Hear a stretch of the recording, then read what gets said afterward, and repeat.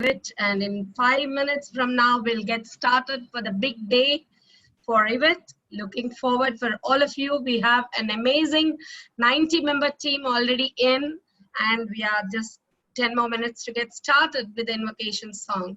So get up, guys.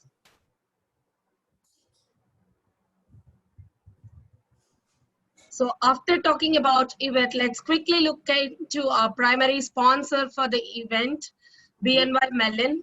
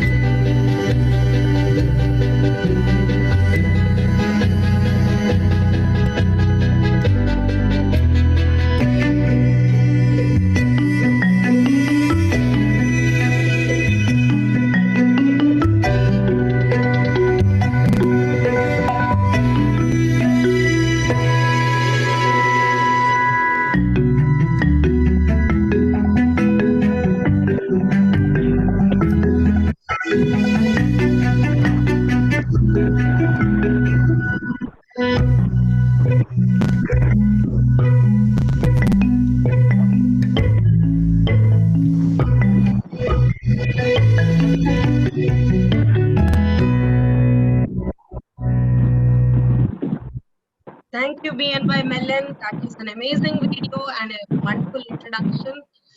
May now request Sukanya to start streaming this on YouTube and Facebook, please. Can you unmute yourself?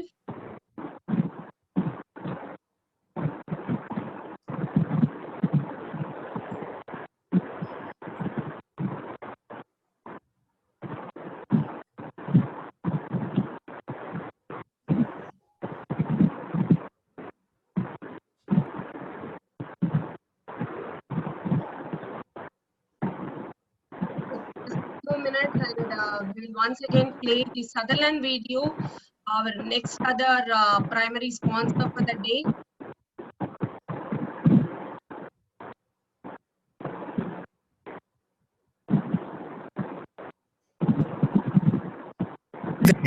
Happier pets, happier people, better world. In working to improve the retail experience and meet customer demands, Petco implemented new technology throughout their stores and office locations.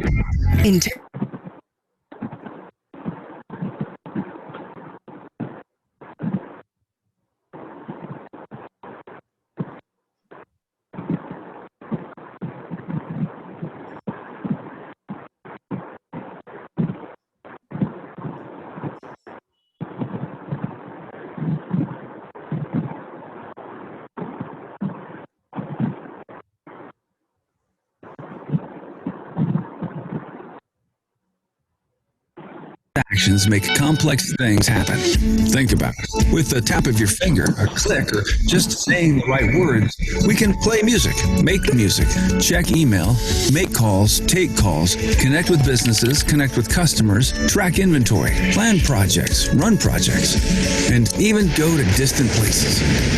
Those simple actions make everything feel easy, but making all that complex stuff happen isn't easy. That's the strange part. Easy is hard. It's hard because behind every screen, click, and command, there's process, software, logistics, customer services, admin, thousands of people making stuff simpler and smarter. When customers say, wow, that was easy, that's the power of process. We're Sutherland, a process transformation company.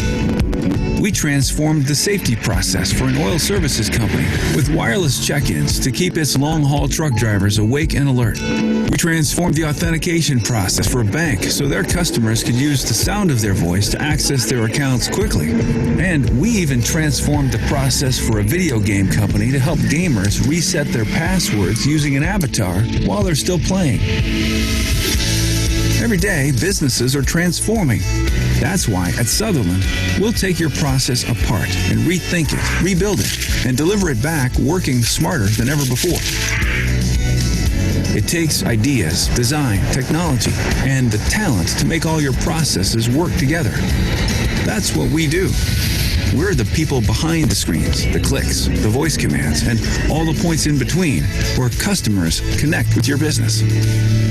We're Sutherland, where people and process come together. Thank you, Sutherland, and thank you, Banu, for that amazing contribution for eWIT. We feel so privileged and proud to have you here.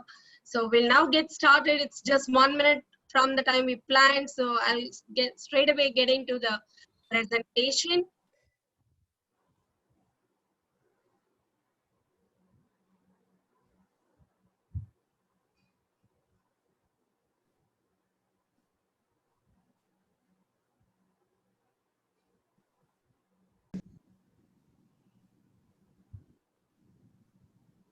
So very good evening to all ladies and gentlemen present in the session today.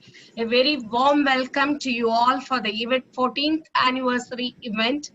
Today, 4th September 2020, Friday evening 3:45, the moment to begin for a new beginnings of eWIT. And we are very happy to have you all here. And we are also grateful for each one of you who have been part of this amazing journey.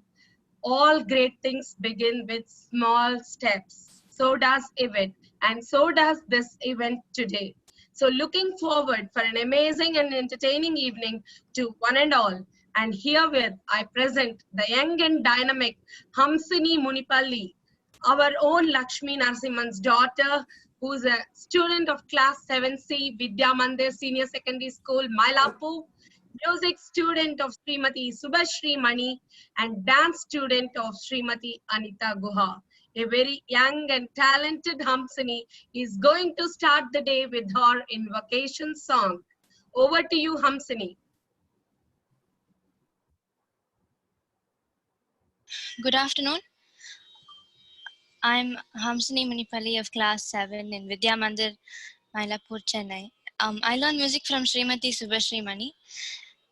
And for today's invocation, I'm going to sing a composition of Sri Annamacharya titled Narayanate.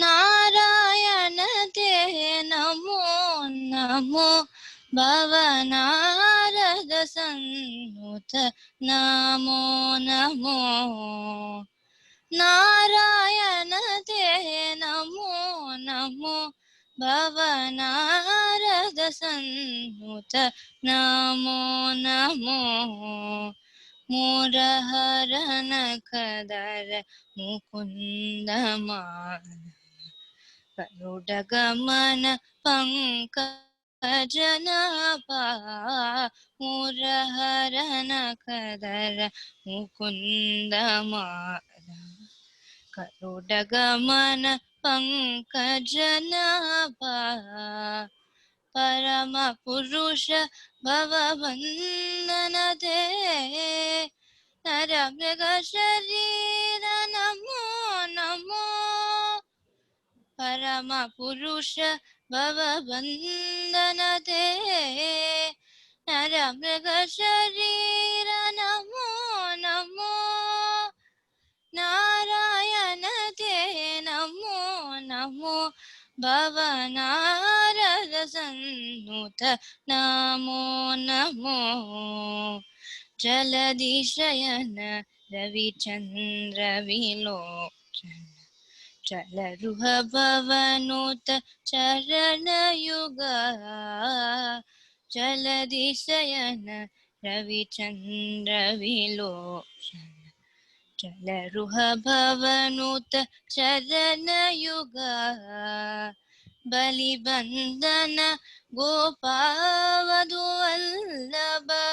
नलिनोदरते Namo Namo बलिबंधन गोपावधुवल्लभ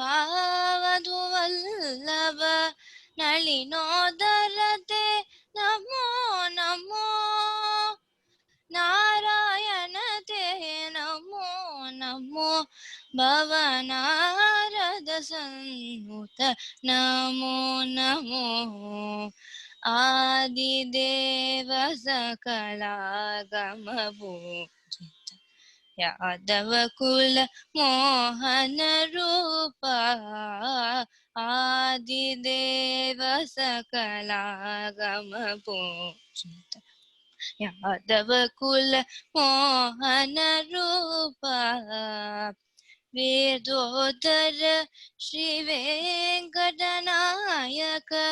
नादा प्रियते नमो नमो वेदोदर श्री वेंकटनायक नादा प्रियते नमो नमो नारायण ते नमो नमो भवनारद सन्नुत नमो नमो नारायण ते नमो नमो भवनारद सन्नुत नमो नमो ओ Namo Namo Thank you so much, Hamsini. That was wonderful invocation song. We are so blessed to have you. Thank you, Lakshmi. Both of you have made a great beginning for the day. Thank you so much, Kanna. God bless you. We'll now quickly go back to our business of the day with the introduction of our President, Banu Rekha Konda. Banu is an Associate Vice President of Sutherland Global Services. She is also the BPM IT professional, change leader, president of eWIT, and also a very active D&I activist. Banu heads a global contract management that includes operational risk and compliance, obligation management, and her role is to drive compliance to contracts, business governance, and change control. She has a vast experience of 27 plus years in IT and ITES industry. She had handled several roles that included software training, development, project management, quality, transition, service delivery, and she's been with Sutherland for the last 18 years. Banu traveled across the globe and managed large teams globally. She's very passionate D&I activist driving initiatives for women in technology, leadership roles, and social impact. She's the current president of eWIT, working to drive women empowerment. Companies that she worked for includes ITC ABD, CAT Computer Center, NIIT, and Sutherland Global Services. Her special focus over the last few years have been on improving gender diversity at workplace, POSH, awareness, and implementing CSR. Her other interests include active participation in women networks, running marathons, traveling, and spirituality. Born in Jamshedpur in a large joint family that strengthened her values and culture, Banu is married to C.G. Bhaskar, businessman, CF agent, a philatelist by hobby.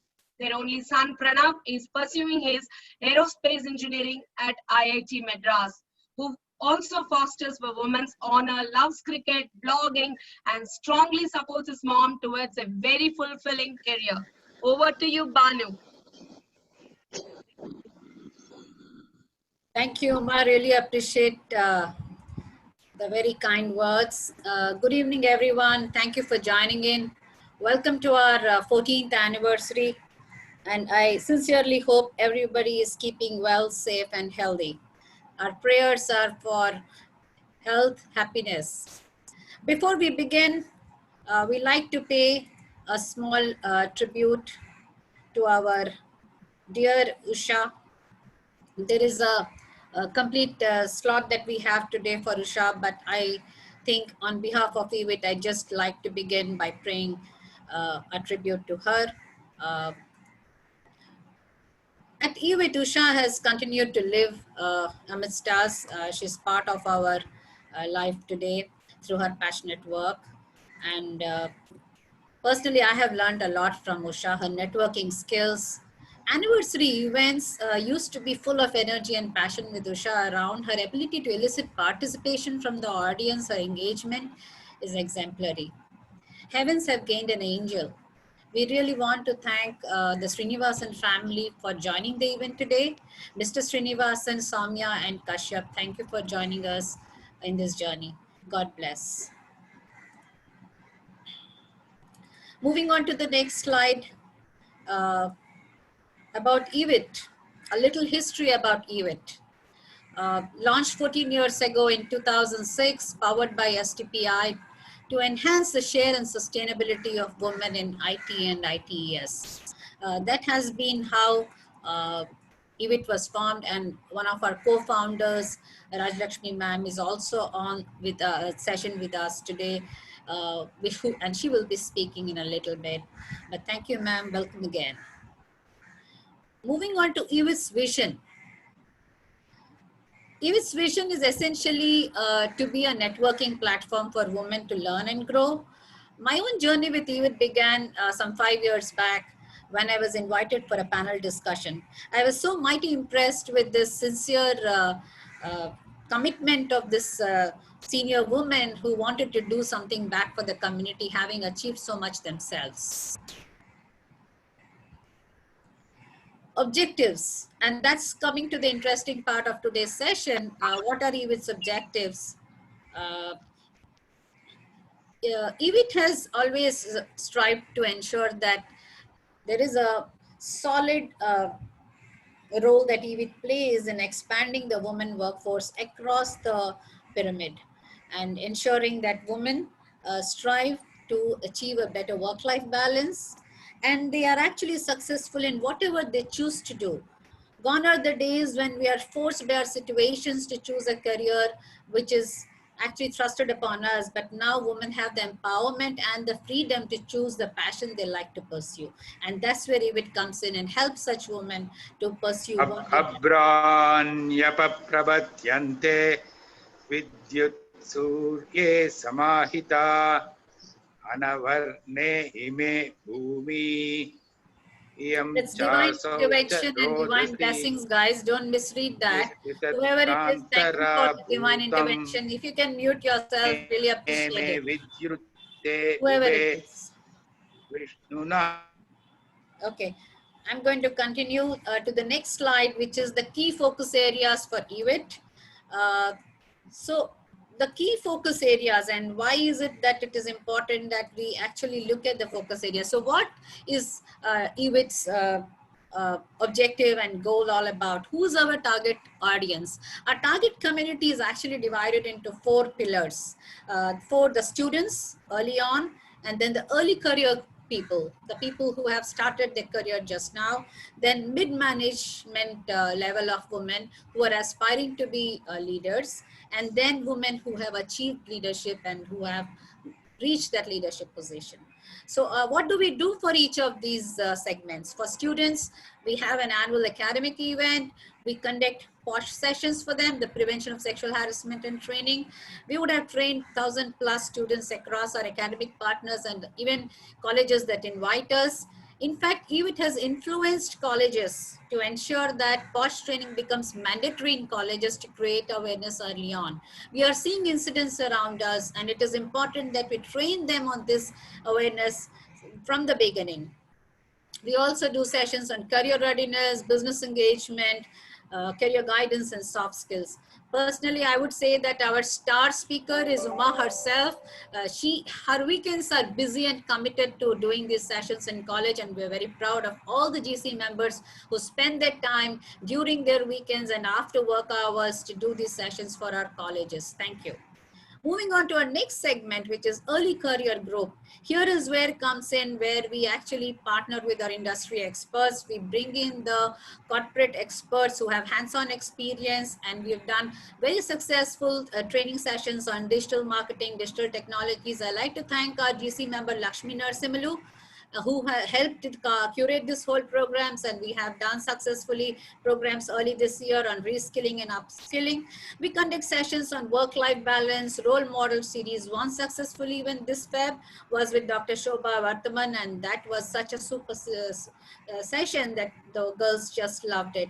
We do POSH sessions, and I'm very proud to say that our GC members are trained and certified as ICC members, and we represent several companies as their external ICC panel members. Do reach out to us if you like us to sit on your external ICC panel. We conduct panel discussions on work at home, boon or bane, fireside chat on working women during lockdown with Dr. Rajeshwari and Dr. Geeta from Great Lakes. And not the least, but the most important is coping with stressful times. This was such a huge success at the Meenakshi College, and I like to thank Dr. Indira Jagannathan for her initiative in tying up with this college with Dr. Vasuki. Moving on to the next key focus areas, the next two segments, which is potential leaders and women leaders. Potential leaders, what does eWIT do for them? eWIT conducts mentoring, leadership training, coaching. VAPAS is our boutique offering, I would say, and Kalyani, GC and past president, she's very passionate about VAPAS, and Lata, they have done tremendous work in ensuring that women who have taken a break and want to come back to work, how does eWIT help them? How does eWIT help them bridge their gap in their knowledge? How can they reskill, upskill themselves, and then find suitable future employers for them? We do role model workshops, networking events, panel discussions, tech events, and tech roundtables, gender sensitivity programs. We also focus on aspiring budding entrepreneurs and how is it that they can be coached and mentored. And none other than our own dear Viji is one of the biggest and strongest mentor in the industry today when it comes to mentoring entrepreneurs. And last but not the least, women who are there, who have established themselves, who are proven to be leaders. These are the women who want to go a notch higher. And that's where we had a very successful event. In fact, this event, and completely curated and conducted by Rama Shivraman, she ensured that she brings in a lot of value in terms of how women can aspire to be a board member and why we should not drop that dream midway. So that is where we had a successful event hosted by Rama. And then we will hold on for some more news for women leaders coming up in eWIT 2.0 very soon for you. But knowledge sharing, championing gender parity by influencing senior women leaders across the organization, DNI, should be implemented not just on paper, and that's what we do for women leaders. That apart, we also partner with other forums like Women's Square, Vandana, Jobs for Her, CSI. Those are our partner forums, and we do a whole lot of events in collaborating with these partner forums. Moving on to an interesting case study that I want to share with you. This is how we demonstrate our influence and our collaboration with the government in policy making and recommendations.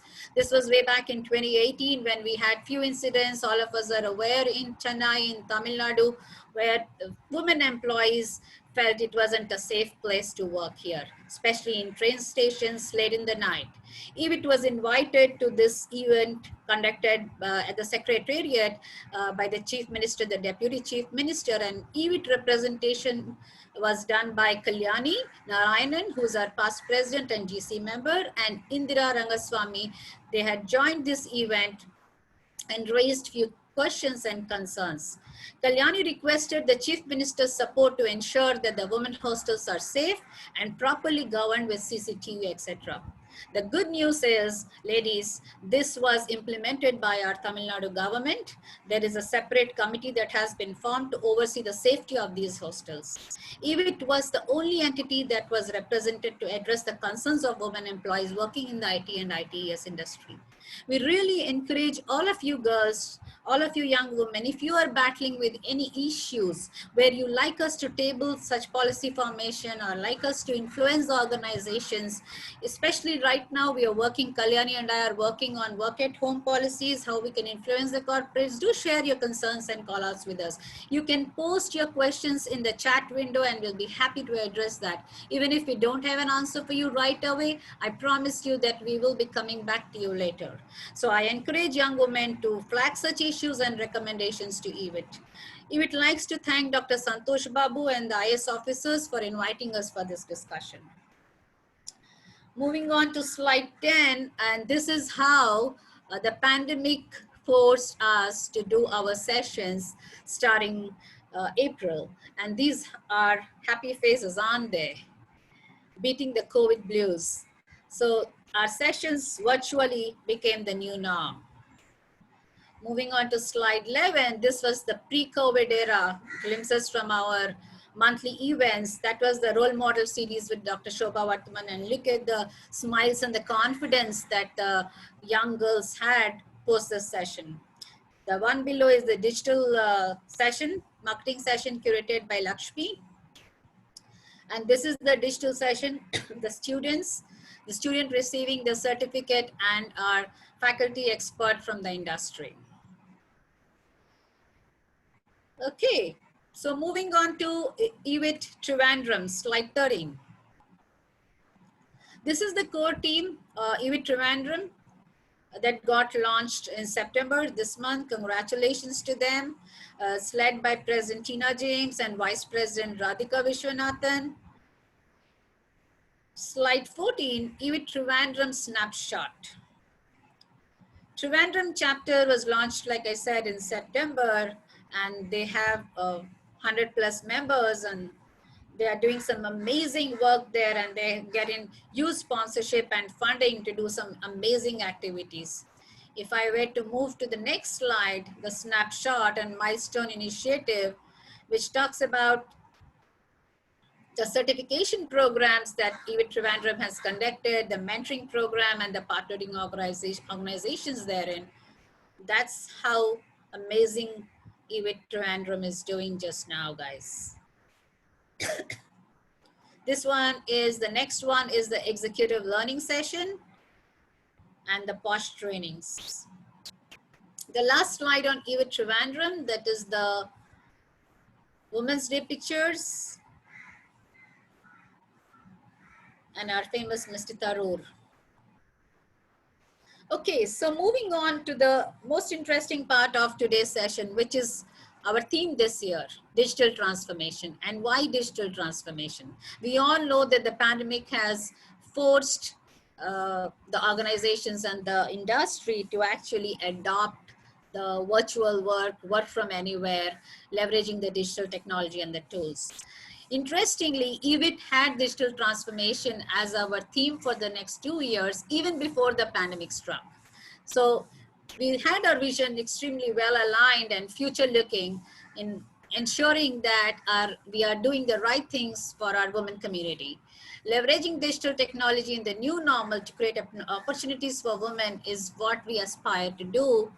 And way forward, slide 19, here is where we are looking at what does eWIT have to do in order to sustain this transition. So we continue what we do already, which is consulting, research, POSH, annual excellence awards, reskilling, upskilling, academic initiatives, but we need to start few things really. And that's where we have decided that this 2 years, we will focus heavily on digital transformation, bringing more women in the digital space, ensuring that the new work at home or the work anywhere model, as the industry is calling it, how can women leverage this? Now, it's not all fun and glory to be working at home. In fact, there's an interesting survey that was done to ask men and women, are you happy doing work at home? And most of the men, 84% of men said they enjoy working from home. Whereas a tad bit lesser percentage said, no, we're not as happy as our male peers. We are not very happy working from home because we know there are zero boundaries between work, home, personal work, and office work, because we have to do multitasking and taking care of the kids, their online lessons, classes, then cooking, Earlier, women used to drop all those for 8-9 hours and go to work and come, but now there's zero boundaries. So women are not very excited about doing the work at home. We really thought this will be beneficial to women, didn't we? So how do we ensure that the policies on work at home, the entire infrastructure, all come together, all come together in enabling and empowering women to be successful in the new work at home or the work anywhere model? That's where we have to focus this year in influencing policy making, ensuring reforms and all of that. Are we going to sustain the coders only mentality? Or do we look at the content moderators mentality, which is what today's speakers will be touching upon? How do we leverage the gig workers for the evolving digital landscape? So that's something that eWIT is going to be increasingly focused in the next couple of years. Moving on to introducing eWIT 2.0 for all of you. I'm very proud to announce this, and this is a collective effort of all the past presidents, all our advisors, the entire governing council and the core council that has come together in putting this eWIT 2.0 module. So why eWIT 2.0? eWIT has stayed relevant and honest to its vision through across this 14 years. Our theme, digital transformation, is, like I said, even before the pandemic struck. It's now a business necessity. It's no more a nice to do thing. It is actually a business mandate today. So our sincere endeavor here is to strike that balance between our vision that was carved out 14 years back and how the dynamic evolving industry 4.0 demands for transformation at all levels, and then how eWIT can play a part there. So these are the 5 important pillars. If I move to the next slide, introducing eWIT 2.0, these are the 5 pillars that you will see: mentoring, networking, innovation, women wellness, and women leadership. So why are these 5 pillars? Because we believe that this is what will make it successful for us. We cannot do one without the other here. So if women are aspiring to be innovators and technologists, we need somebody to mentor them to be on the right path. I may have the innovation streak in me, but if I don't know, I'm not mentored, where is the industry heading and where I should be, and what is the consumers asking, what is the demand in the market, then I may be missing the bus. So mentoring and coaching becomes extremely important. So sorry about that. So ensuring that women get the right mentoring, reskilling and upskilling to the changing demands. Networking becomes extremely important. And I know as women, we don't network enough. And I am actually requesting the audience today to share with me their thoughts, whether they believe that they are networking enough today or not. I want to hear from each one of you ladies. Are you networking enough today or not? Especially when our home office has become our workplace today. So you may be working from your home, or you may be working from your relative's place for this week because somebody had asked you to help on. So how are you networking virtually today? How are you staying connected with the world at large? How are you ensuring that you're not missing out on what's happening in the digital space? Have you created a safe digital persona, created visibility of what you're doing, demonstrating that to the rest of your organization, your network? And that's where we actually bloom. We actually relate to each other, help each other connect and grow. Innovation and technology cannot stress enough on this. For us to be successful digital innovators and technologists, we need to ensure we are actually absolutely up on our skills, up on our knowledge, and up on our confidence. And our confidence that we can do it. We may be extremely talented and knowledgeable, but as women, we don't demonstrate that confidence because we tend to believe, or sometimes unconsciously believe, that the men have larger technology or knowledge thereby, and therefore our confidence. So I really urge women to start believing that they can innovate, they can be solid technologists, and they can bring in this change. Women and wellness, and more or less said about this, I can tell you, we have come to realize and come to accept the fact of life that wellness is so important for any ambition or aspiration to nurture. A very healthy mind and a healthy body. A healthy, happy woman actually will help build a very healthy, happy family and a community and a world at large. So I really urge all my sisters and all my friends on the event today to take your me time and to ensure that you're focusing on your physical wellness, your emotional wellness. Very important is financial wellness. You may be great in making that money, but how are you actually investing that money for a future safe world? So you need to have a very strong financial acumen to understand way to invest, especially the markets are so bizarre today. How do you learn that art of investing? All this actually nicely culminates to our social wellness. So if you want to be socially well, network, open up, speak to people, have a networking platform like eWIT that allows you to express yourself, helps you to build your confidence and nicely flower.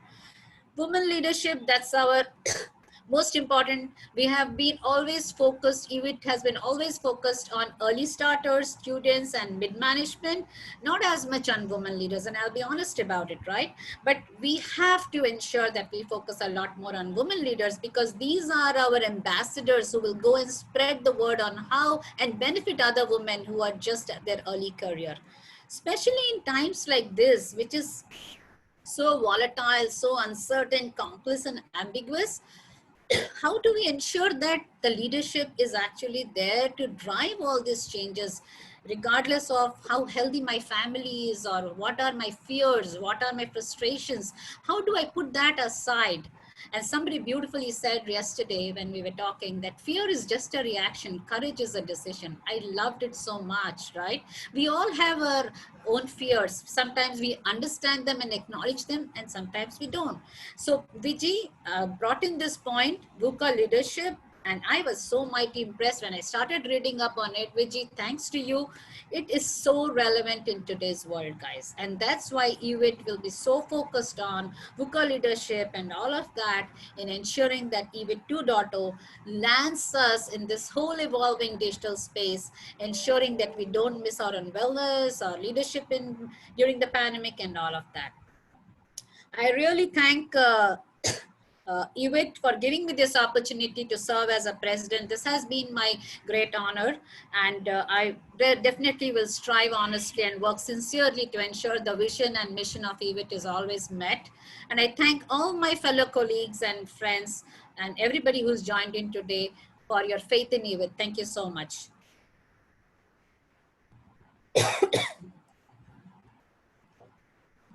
Uma, if I can do the solve in the next 3 minutes, if I still have my time, I'll be happy to do it. You're on mute, Uma, we can't hear you. Thank you so much, Banu. We will give you that 2 minutes. I would like to take this moment to pause and thank all our sponsors, BNY Mellon, Sutherland and Integra, and especially our strong support STPI Chennai all the time, right from Mrs. Rajalakshmi, the founder of eWIT, to today's Dr. Sanjay Tyagi of STPI Chennai. I think we have been getting their tremendous support. So this is a moment to thank all our sponsors and supporters. Over to you, Banu, for the solve. What we offer today, and Banu is going to tell us about the next 3 slides, the takeaways from Sutherland for eWIT members. Go ahead, Banu, over to you again.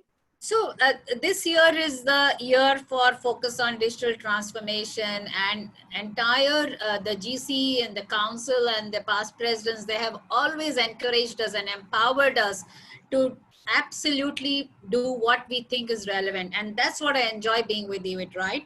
So this solve is basically an offering from Sutherland to eWIT and to all our academic and our corporate partners and to all the women out there. This is going to be a free portal, a massive open online course like a MOOC, which offers you digital programs for free. It also offers you certification, so you can log in, do your program and become an RPA specialist, and you can get certified. So you can become an RPA enthusiast, you can do the course, and then at the end of the course, you'll get certified.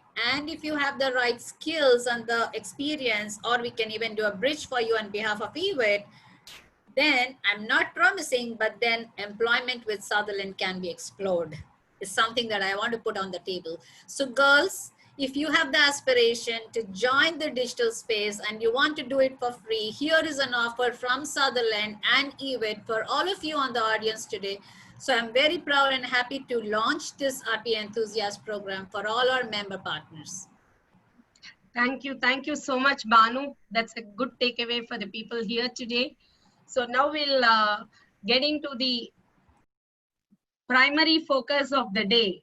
Mrs. Rajalakshmi R., former director of STPI Chennai. Mrs. Rajalakshmi was born in the year 1951 and completed a post-diploma in computer science. She joined Ministry of Defense in Coal, Bangalore in 1972 and worked for 14 years under different designations. 1986, she joined Ministry of IT, Department of Electronics, Government of India as a scientist and was involved in quality assurance for consumer electronics and got trained in TUV Lab, Germany on safety in electronic systems. 1992, joined Software Technology Parks of India, Bangalore, an autonomous society under Ministry of IT, Government of India, on deputation as Joint Director to support and promote upcoming IT industries. In 1991, she was assigned the task of establishing STPI Center in Tamil Nadu. And she also sought financial grants from the government of Tamil Nadu to establish high-speed data communication services at Chennai, Coimbatore, Trichy, Tirunelveli, and led several initiatives of the government for the benefit of STPI partners and women. And we also had a great privilege and understanding her journey in STPI, which actually gave a beginning for eWIT. So she established the 1 lakh square feet of STPI Chennai office by the land provided by Tamil Nadu government free of cost and with the facilities of Tier 3 data center, 200 seats incubation for SMEs, classrooms and office space, auditorium, canteen, etc. Here, I would like to mention that most of these facilities are underutilized, and Dr. Sanjay Tyagi was also mentioning that it is time for all of us to make use of this facility and all the subsequent schemes of the government that are provided. Rajalakshmi ma'am also encouraged the formation of eWIT Association empowering women in IT for their share and sustainability in 2006, and that was the beginning for eWIT. She also encouraged IT SMEs consortiums, led the SMEs delegation to several countries, starting with Singapore, encouraged the IT industry and academic relations. She promoted Indian IT business at J Singapore, Mexico, through various delegations and presentations. She was deputed to Russia by the ministry, along with few other officers, for exploring and exchanging of IT policies and business between the two countries. In 2007, she accepted the additional responsibility as the Development Commissioner for IT and ITS CES zones of Tamil Nadu, and up to 2011 in Bangalore under Commerce Ministry, which was a very challenging task. She was also part of the Government of India under UNIDO, United Nations Industrial Development Organization project to Japan. She was a speaker in international IT conferences. She also had a great representation on the debate on impact of IT and ITES on Indian educated women in India versus China. 2008 June to 2011 April, she served as the director of STPI Bangalore and Development Commissioner of IT and ITES Karnataka. She supported more than 2,000 IT and ITES software exporting units with regard to the statutory services, data communication services, and incubation facilities. SME promotion through sponsored stalls under STPI Pavilion. She has undertaken task of helping the management of a social school at Mysore from 2014 to 17 and continuing the promotion of economically weaker women. We are so proud and privileged to have amidst us the one and only Rajalakshmi ma'am. Over to you, ma'am.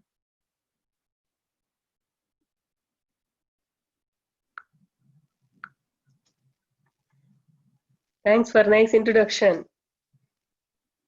Hello. Yes, ma'am, we can hear you, ma'am. Hello. Yes, ma'am, we can hear you.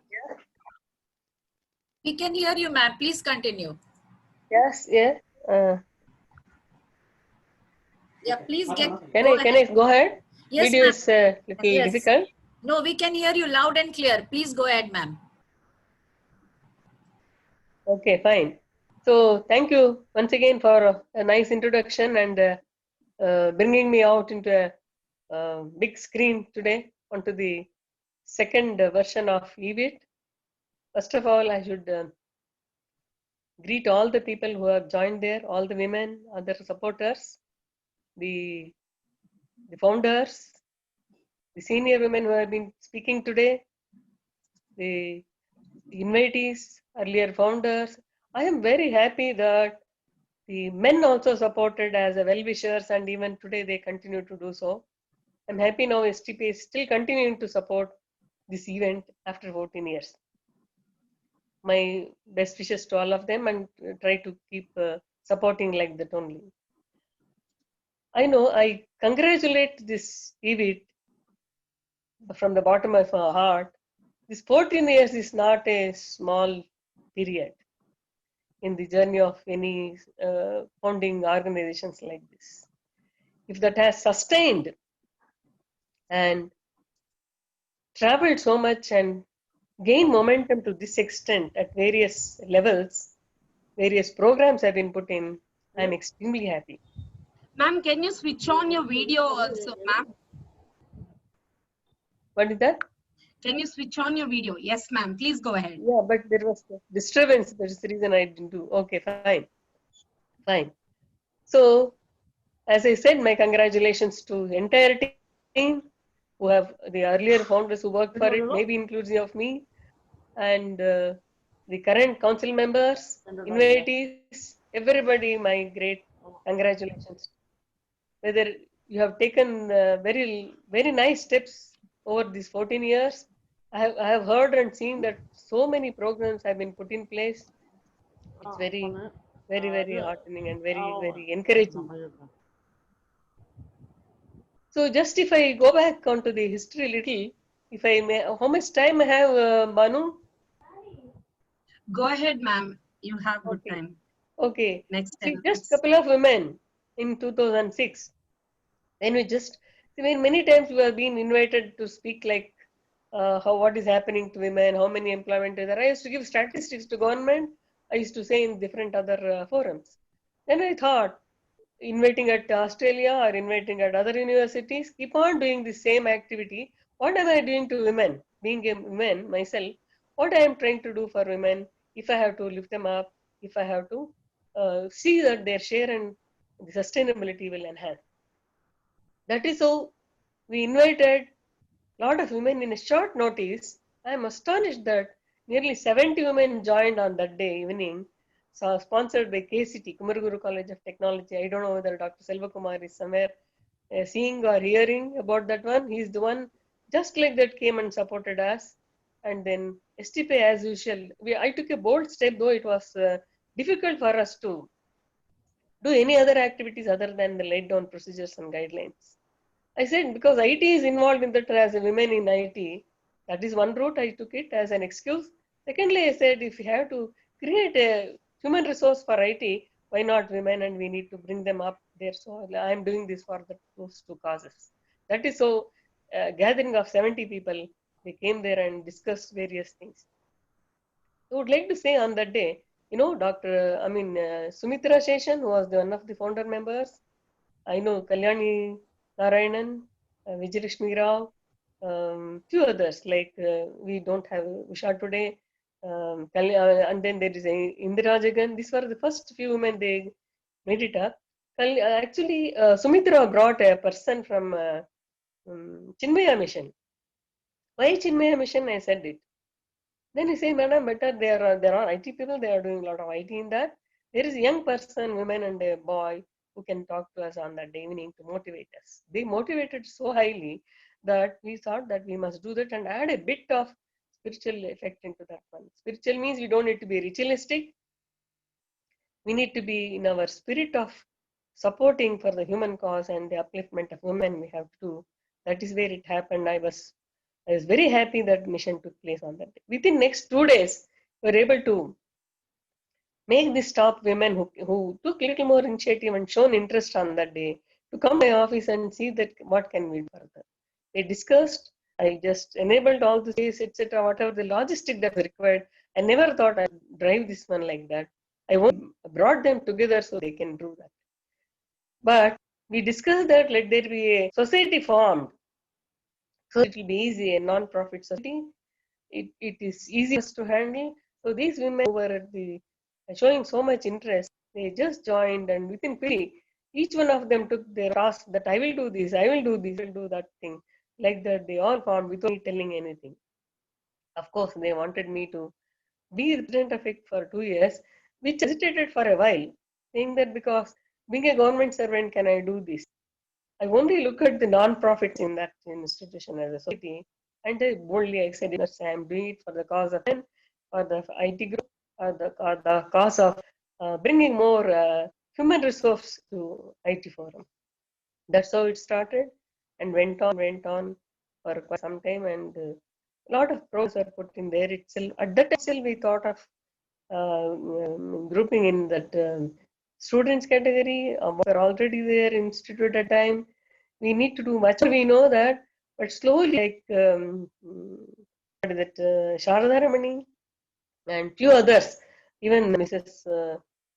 Shivaman from Polaris, industry supported us. Each industry where we were interacting, either it is Polaris, Cognizant, Infosys, or any smaller companies, they all said that, Madam, if you are doing there, if you are doing for the cause, and we'll help you. Tell us what you want, we will help.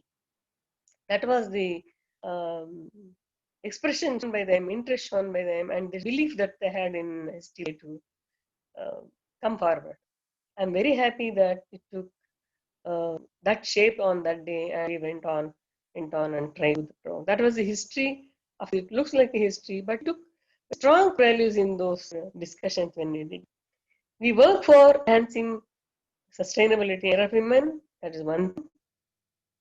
Secondly, we will do it as a philanthropic activity so that we don't go too much kind of our own project for the organization. While we have to stay in our own operations, we need to do it as a philanthropic activity.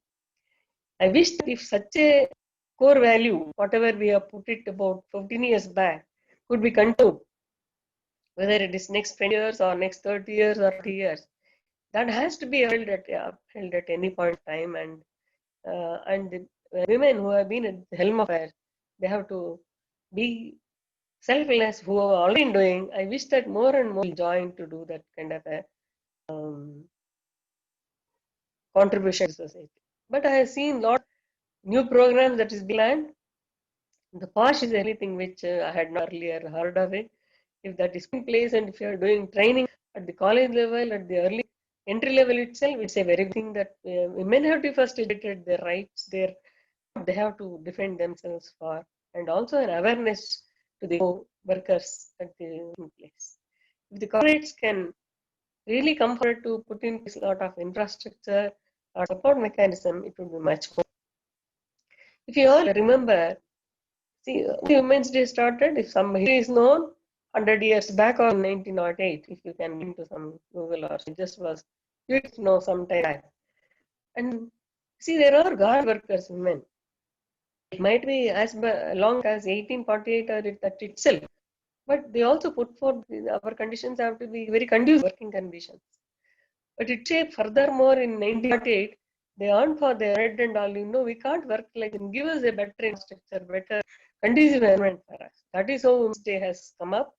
But the other countries, US accepted in 1967 or so, 1977, I heard that United Nations accepted. That becomes the Women's Day 8th March every year.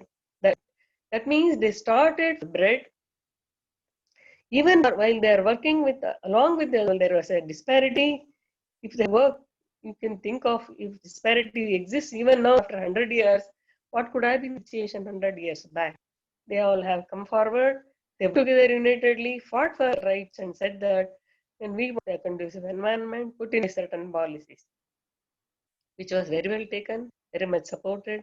It started at US and then taken as an United Nations.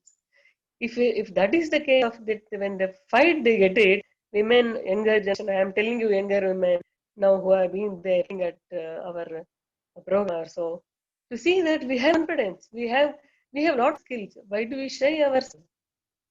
We have to ask for it. We have to come forward, get together, and the eWIT should become such a organization that any suffering women in IT, whether it's for discontinuity operations or she has to take a break because of the family affairs, should look at eWIT that there should be an organization, there is somebody I can fall upon who can give the shoulder to me. If we can uphold those values, it will be nice. Then if you look further, I know there are a lot of industries are supporting. I wish that this kind of a fight which they made earlier, women at the top level, like Evie did it, they have to have their own small groups within the corporate, if they permit or if they can ask for such a thing there and see that they will get a conducive environment. Policies are there from the government to various. I heard that, even for maternity leave and all, many organizations say it is there. Whatever that has been enhanced in the finance ministries, whatever the budget, a lot of things have been announced. Last year itself, I think this year also it continued. But I am astonished and also felt bad that many companies are hesitating to put it there. They may find it as another expenditure for us. Our core job is to earn money and sustain for us and grow. Not that we have to be bring up, put extra effort to make the women to be coming online.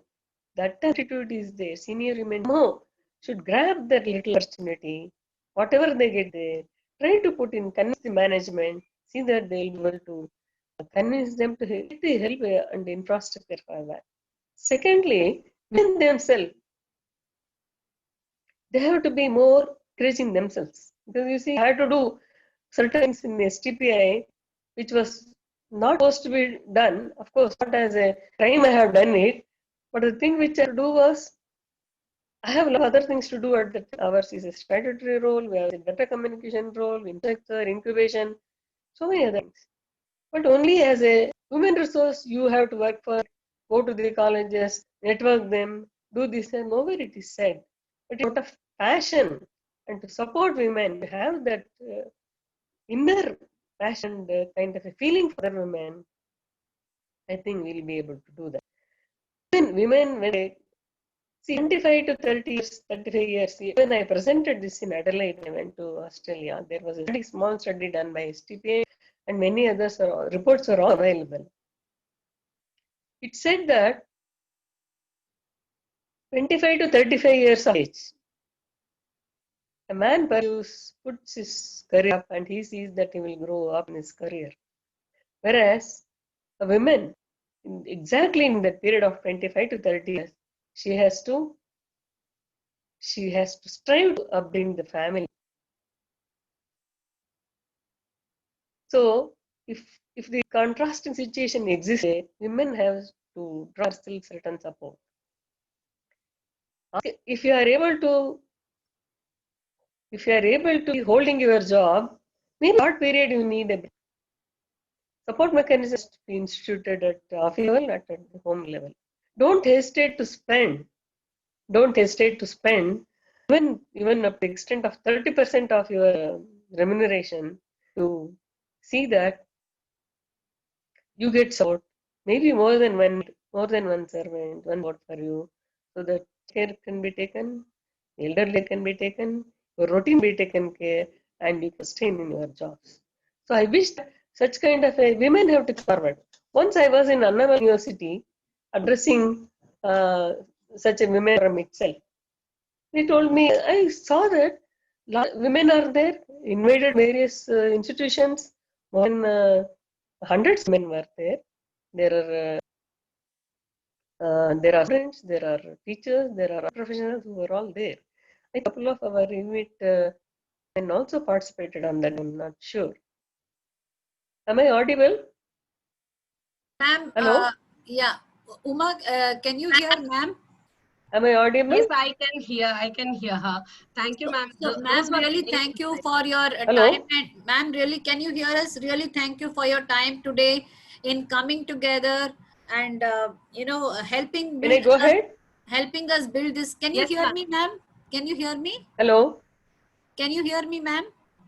Uma, Can you hear me? can I go Uma, ahead? Uma, can you talk Yes, to her? yes, ma'am. Yeah. Yes, So ma'am. can Go you ahead. declare, ma'am? Can you Can I declare? go ahead? Can you declare the eWIT 2.0 as Yeah, launched, I ma'am? was confused whether you are all hearing me or not. Yeah. Can you, Okay. Uma? Can you tell her to declare eWIT 2.0? I can't. So Ma'am, that is one ma'am, side of the can you, story that from 20 to 35 years we have to support in a different way. Women at hello, ma'am, can you hear us now? women have to create her own infrastructure, put certain money which I was talking. Then coming to industry level, I told that we have to senior women have to work at the top level, see that channels created for the younger to take the advantage of that one, be happy, confident, be secure to up the ladder in their career path. Yeah, Third thing is thank you. Yes, ma'am. there are studies, even World Bank or others, which I have to see some time back. It says that when there is a dropout that happens between 25 to 35 or 40 years, women find that she has a lot of time at home. She's not able to get back into her workplace because there is a reskilling required. She feels economically not comfortable. So what do we do? So I have put in all the elderly, I mean younger generation, mid-career, senior women, all put into our next programs. I'm happy that you are taking care.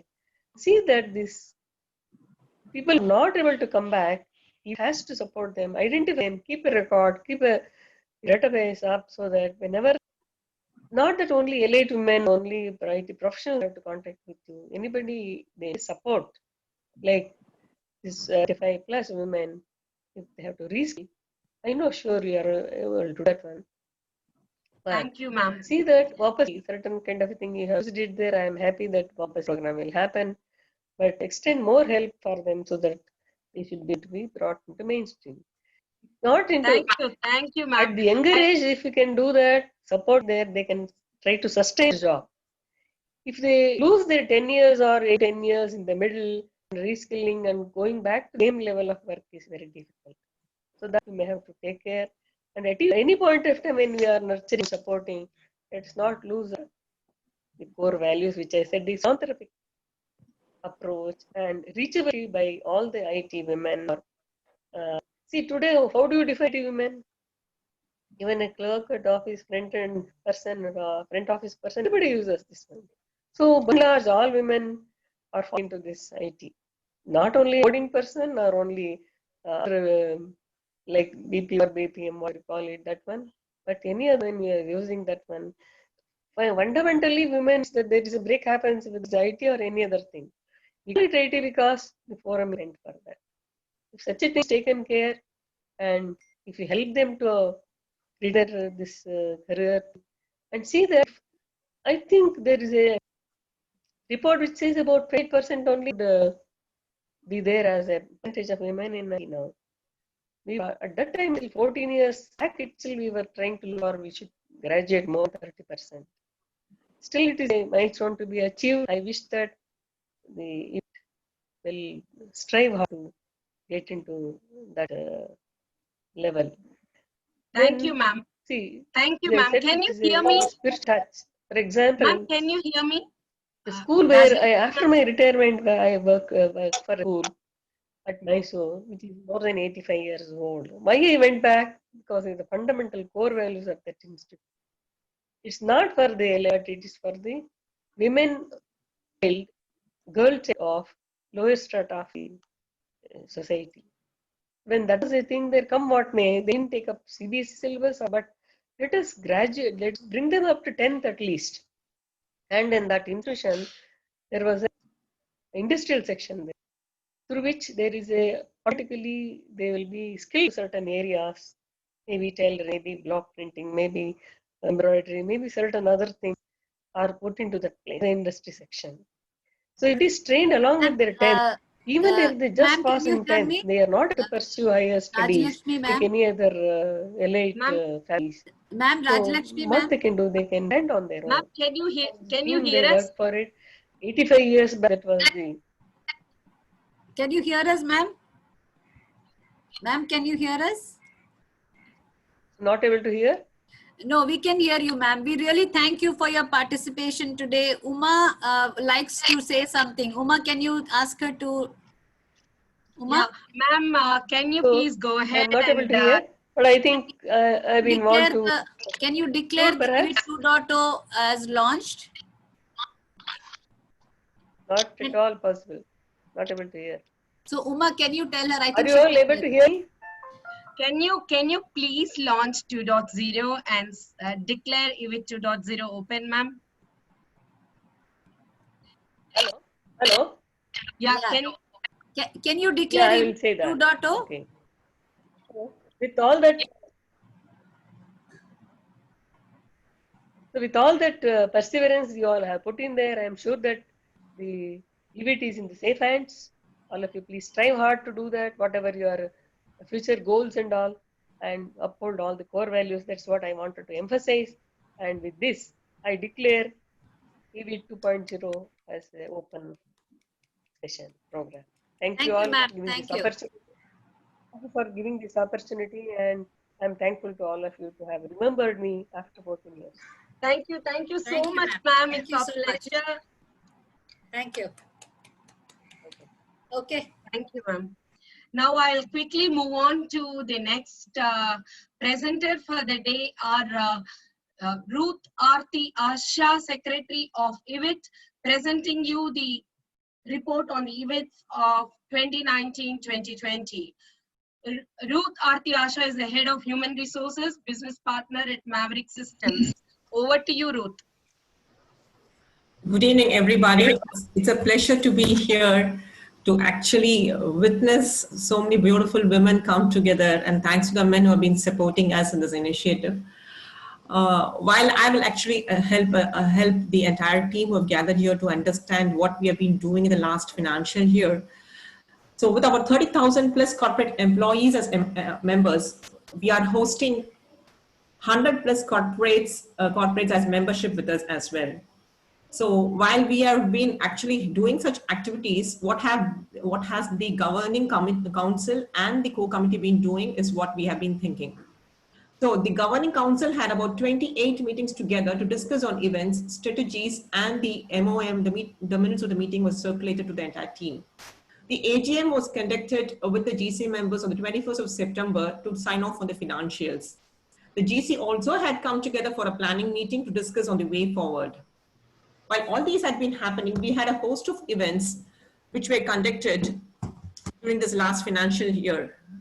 So the first event that was conducted on the 10th of July was on mindful consumption, which was actually partnered by Mr. Arun Krishnamurthy, the founder of EFI, Dr. Vidya Durai, director of BNY Mellon, Mr. Santosh of Wales University, Mr. Manikantan, director for digital apps and games services of Amazon, and this entire session was moderated by Vijay Anand, founder CEO of the Startup Center.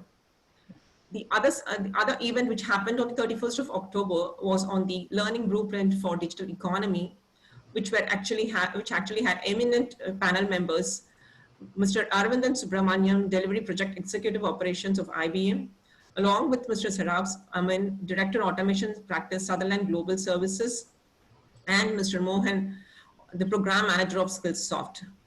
We also had a certification workshop on cybersecurity on the 19th of December, which actually hosted again a series of senior members. Mr. Vignesh Chandrasekharan, founder and CEO of Vault Infosec, Mr. G.B. John, Practice and Delivery Manager of Digital Risk Resilience Services of Hexaware Technologies, and Mr. Karthikeyan Krishnamurthy from the cybersecurity expert.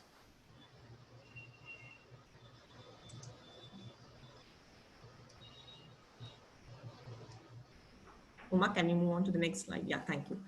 So as mentioned by Banu, the president, we also had a very inspiring session on the role model series, which was hosted by Ms. Dr. Shobha Varthaman, an inspiration for all the women who had gathered there. We had a digital marketing series, which actually was hosted by eminent professionals from the industry.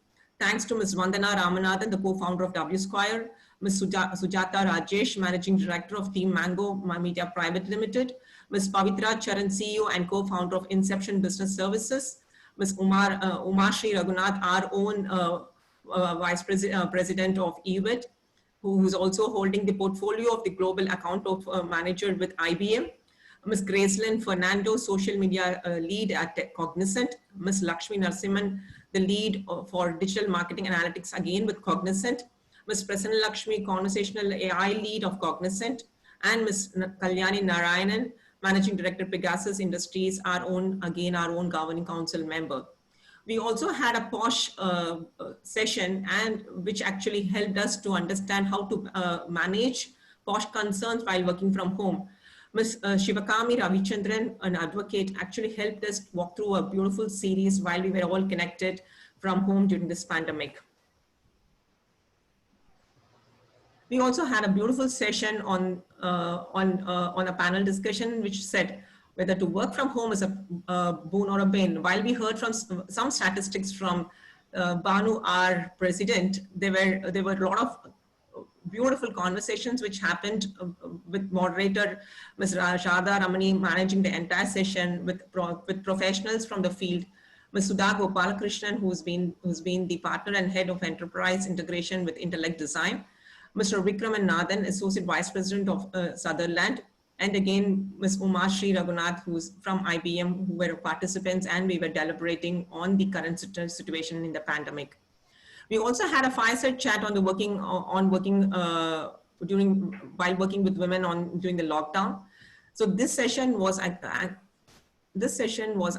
by Dr. K. Rajeshwari, an associate professor of Great Lakes, and Dr. Geeta, the Associate Vice President of Murugappa Group, and a very conversational and converging session which engaged a lot of people who were there in that session. We also had a session on coping with current stressful times. There were two sessions conducted for the women in Meenakshi College, which was hosted by Dr. Vasuki Mathivanan, the psychologist. A very welcoming session. We had more than 300 women participants coming together to understand the challenges during this current scope. While all these were happening, we are still striving with lot many women who have come together to make this event a more successful one. All of the governing council members, along with the partners where we are holding corporate membership and corporate employees who have been together in this 14 years journey, are striving to make this journey even more successful, and very, very happier for every woman who is trying to be a part of this successful journey to become an entrepreneur or a leadership. Thank you all, and have a nice evening with us.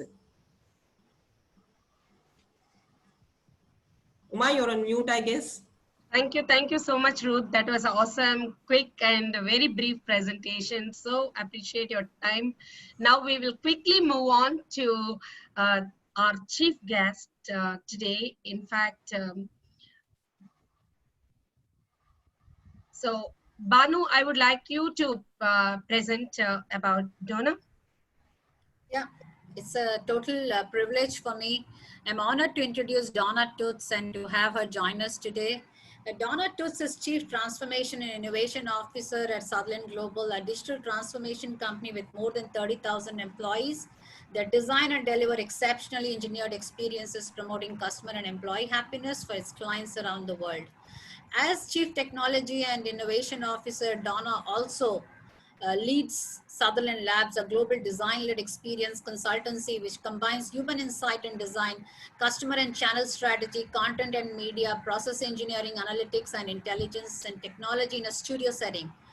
Our Sutherland Labs sit at the heart of Sutherland, which brings industry practices, deep domain experts in key process functions critical to experience design and performance, AI and ML enhanced product and platform development, and a global services organization. Prior to Sutherland, Donna served as Senior Vice President and Global Head of Cognizant Interactive, where she led 15,000 plus digital professionals to deliver world-class experiences at scale via services in strategy and design, content, commerce, and social. At Accenture Interactive, Donna was managing director and the global lead for content. She built that business from $50 million to over $1 billion in 5 years and managed AI's acquisition, Oventa, now part of Accenture. She authored and created Accenture's annual State of Content survey. With 30 years experience combining management, consulting, and agency management with deep expertise in global branding, customer relationship management, customer experience design, digital marketing, multi-channel marketing, and data-driven marketing enablement, Donna is one of the few senior executives to span both technology, consulting, and advertising. Donna was president of Organic and Omnicom Digital Agency. She also managed the global healthcare practice for Ogilvy Interactive and was CEO of Ogilvy Health Worldwide, overseeing 55 offices in 36 countries. Donna was a member of the Forays Government Relations Committee from 2006 to 2010, helping to shape the advertising industry's agenda in Washington, D.C. She is a frequent contributor in the media on topics related to digital marketing, emerging technologies, and how experience is reshaping the marketing landscape. Donna holds an MAB in Philosophy and Economics from Barnard College, and MA in International Economics and European Studies from the Johns Hopkins Paul Nitz School of Advanced International Studies, and an MBA from the Yale School of Management. She's a lifetime member of the Council on Foreign Relations, where she sits on several technology roundtables and a member of the Board of Advisors for the Yale Center for Consumer Insights. She is our most globally influential woman leader at Sutherland. She inspires us every day, and I'm sure she will do the same for you. Please join me in welcoming Donna. Here we present you the guest of honor, Ms. Donna Toots, Chief so much for that. Transformation and Innovation Officer, Sutherland.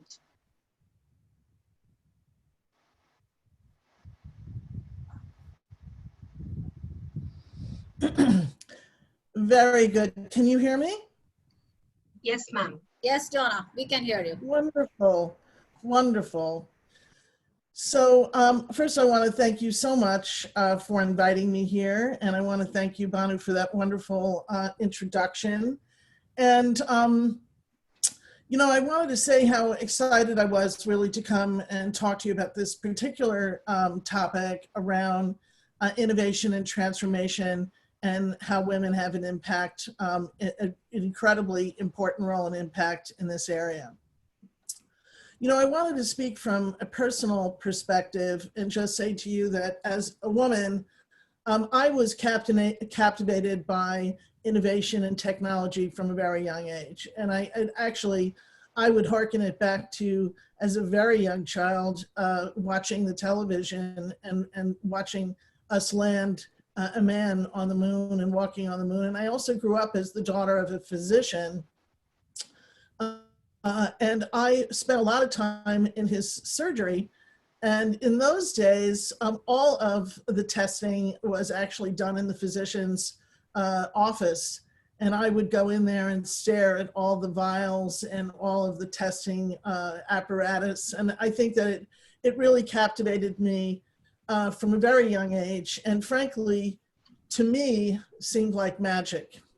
And so when I think about my own journey, I can see that my roots started very early, and I hope for many young girls that it becomes the same way. Let me start my presentation.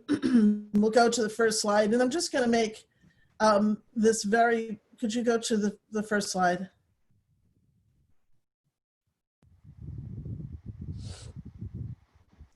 Can we advance the slide?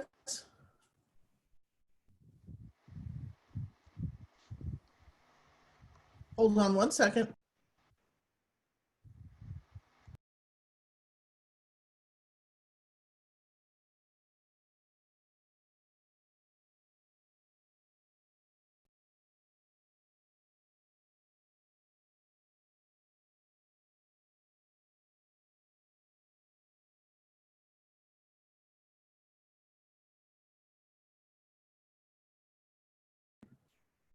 All right. We've got our, and we're just going to have to, there will be a delay on my slides, and we will work through those. So just, I guess I want to make this first point on the first slide, which is in the 21st century, women are going to change the world. And it's a really simple fact. I mean, this is a result of the fact that a record number of women have gone to college. They're in graduate schools. the numbers globally exceed those numbers for men. And this is truly our century in which we are going to see significant advancements for all of our young women. But the important thing, and we can advance actually two slides, is that there's still so much work to be done. And I think it's really important for us to understand and root ourselves in really where we are now, so that we can understand the advancements that we need to make. And what I'm going to do is, I can see that that the slides are not advancing, that at least they're not for me. Can I check out there and see, can you let me know what slide I appear to be on? You're on the gender gap number 1. Okay, so they're not for me. Okay, great, thank you.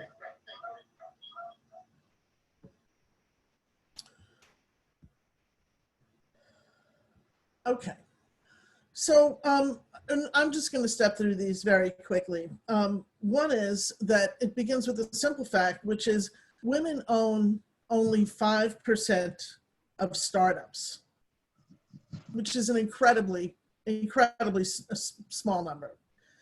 They earn only 28% of computer science. I'm sorry?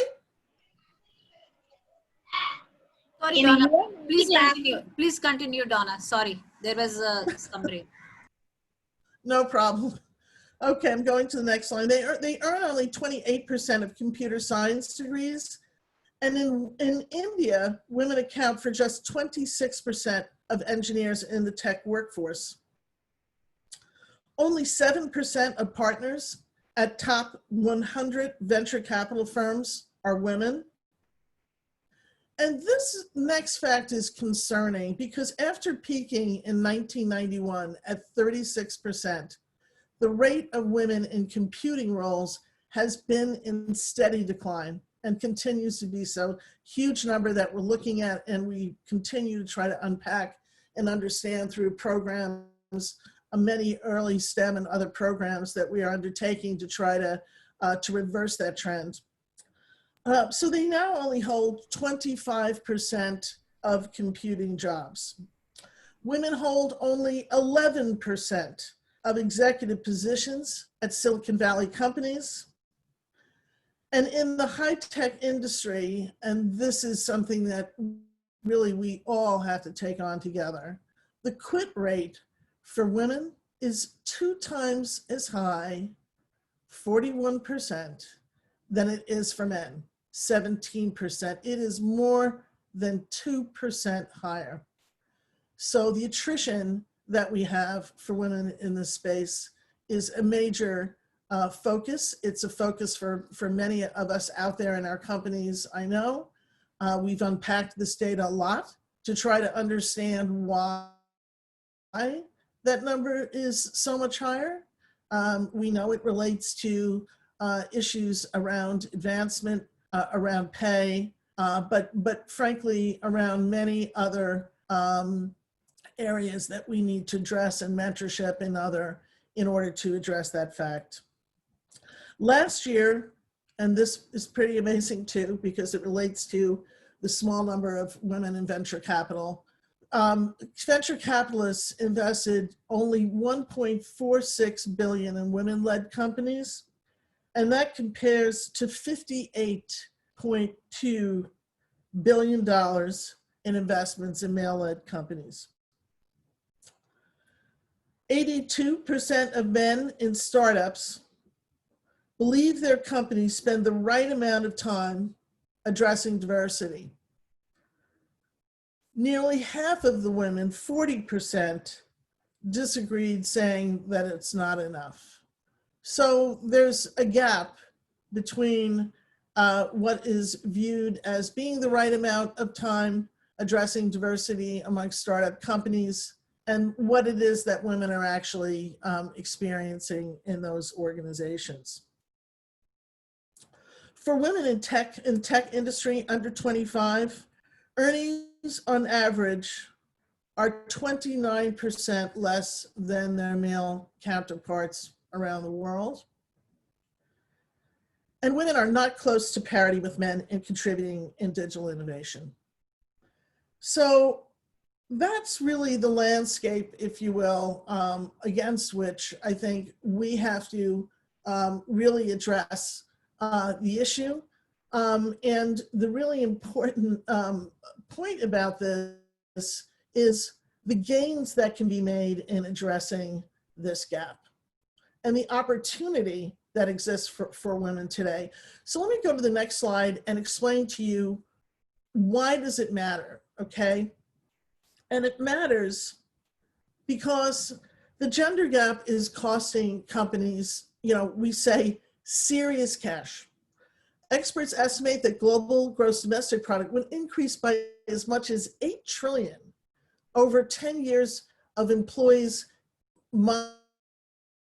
innovation mindset were raised by just 10%. 10 years of just a 10% increase in the mindset would yield as much as $8 trillion. So we know that there's a lot of value to be released in addressing this issue.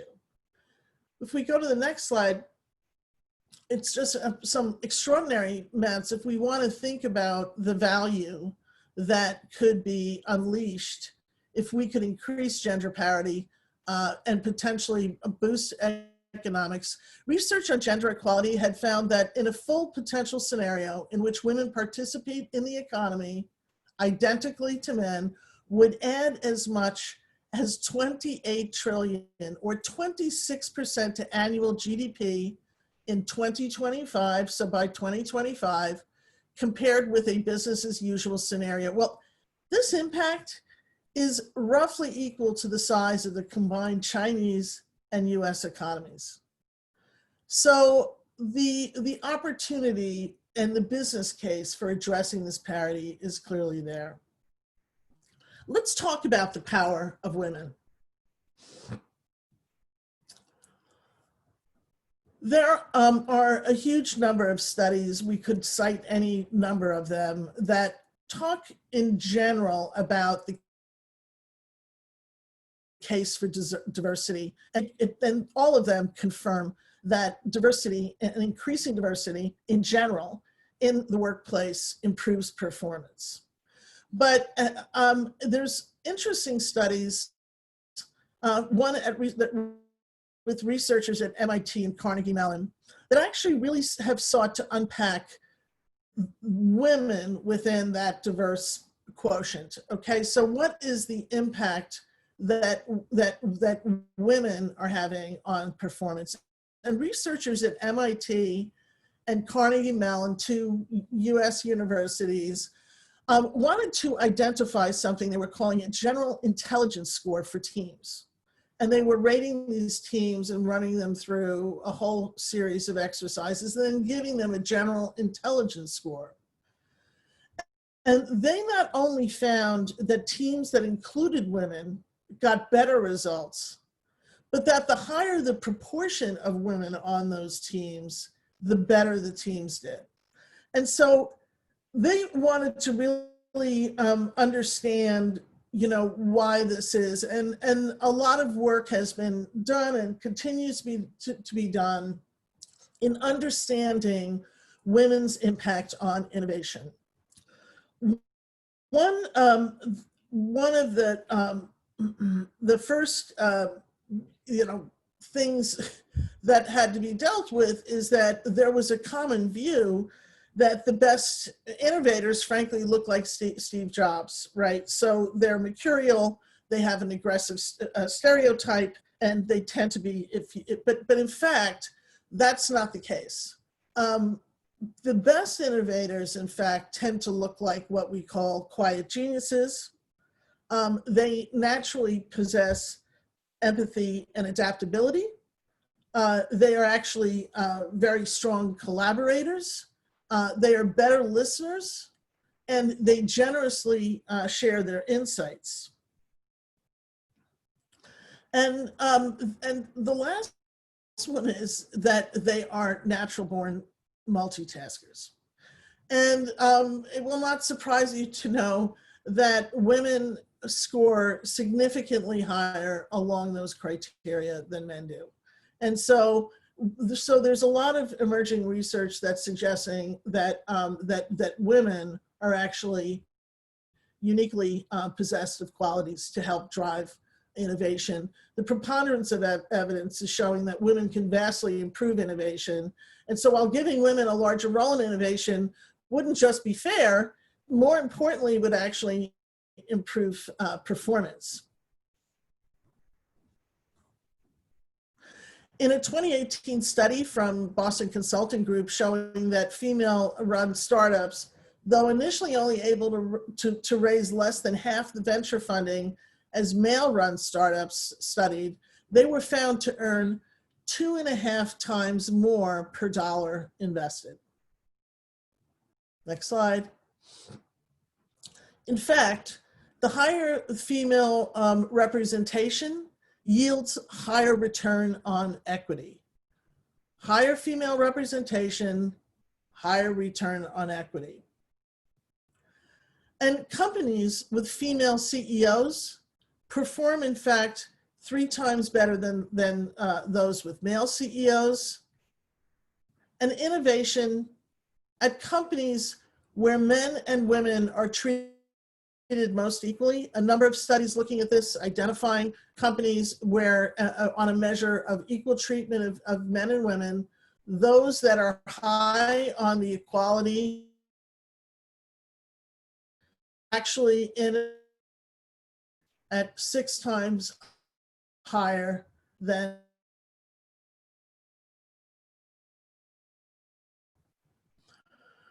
so looking at that, we begin to sort of tell a story that around the fact that organizations that are most equal are ones in which innovation thrives. Interestingly, 40% on the next slide of those from the most equal organizations, the employees there report this, that nothing stops me from innovating. So in an equal environment, all employees have the impression nothing stops me from innovating. 40%. That's compared to just 7% in companies that have high levels of inequality. So that's telling you that it's holding back the entire organization. And yet, next slide, you don't actually have to look far to find women at the very apex of innovation. If we go to the next slide, you know, we could talk to current women like Jennifer Doudna, who's pioneered CRISPR, Jocelyn Bell Burnell, who recently received the Breakthrough Prize for the discovery of pulsars. But this has been true historically from women like Grace Hopper, and even going back to Marie Curie, who made outsized impacts in these fields. And I'll just call out 2 other young women making impacts in fields. And actually, both of these happen to be in the areas of medical technology. But Melina Khalid, who is the CEO of Doctory, which is just a fabulous startup in the bringing healthcare and doctors together across digital platforms in Pakistan. And then a second young startup that I just wanted to call out, which is Dorothea. She goes by .co, who is the CEO of BotMD, who's using AI assistance for doctors, helping them to access medical information quickly and accurately. So we have many examples of women who are leading the edge, women later in their career, like at CRISPR, but young women who are entering. And it's right, go to the next slide.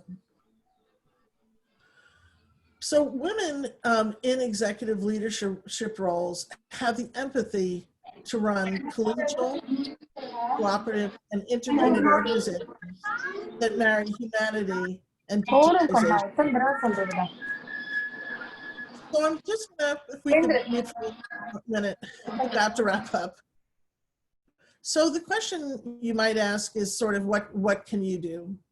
And I want to actually call out a couple, really 5 things that I think are important for us all to think about. Before I actually hit on these, one of the things I would like to point out is about women and self-esteem. There was a study done in 2016 looking at globally in 48 countries, looking at the levels of self-esteem for women versus men. And there were 2 really interesting things that came out of the study. One is that a woman's self-esteem actually increases over time. And actually that was shown to be a universal pattern around the world. But a second really interesting thing came out of the data, and I wanted to share this in particular here with this audience, is that, that when they looked at the country by country data, they actually found that women in the most advanced countries, such as Canada, the US, Germany, actually had lower self-esteem than women in developing countries. So it actually says, and women, and actually in particular in Southeast Asia and across the globe in those countries. So very, very interesting to think about the impact that actually that you can have. Because obviously there's a base here that's really great to grow on. So I'll just go to these last 5 points, which is that it's really essential. If we could just go one more slide, that would be great. Thank you. We have to encourage women to be curious and to seek opportunities for continuous education and learning. And it's not so important that you even know exactly what you're going to be doing with some of this learning, but that you go out and seek it and continuously educate and improve on your learning. The second one is to really encourage young women and women at really all levels to participate and volunteer for things that literally make you a little uncomfortable. And that's about really stretching, and that's about really working that confidence muscle, if you will. And number 3, do not be afraid to ask for what you want or what you need. Do not be afraid to do that. The data shows consistently that women ask for promotion far later in their own competency cycle than men do. So do not be afraid to ask for what you want or what you need. You must find a mentor, we say, or 2 or 3. And I want to encourage you to think about making lifelong connection with that mentor or those mentors. Not only seeing them in the work, but spending time to have coffee, making sure, or whatever your beverage is, but making sure that they really get to understand you as a person. I personally have had one mentor that's been important to me for over 30 years, and I continue to meet with him and get advice. And it's interesting now, now that we're sort of both later in our careers, and he continues, in this case it is a man, to provide tremendous counsel to me. And then the very last thing, please do the same for other women. Please do the same for other women and pay it forward. And that is the thing that we can all do to really impact this. So thank you so much. Thank you, Donna, for such an insightful research, and I know you have spent so much time in getting the research done and personally looking into it.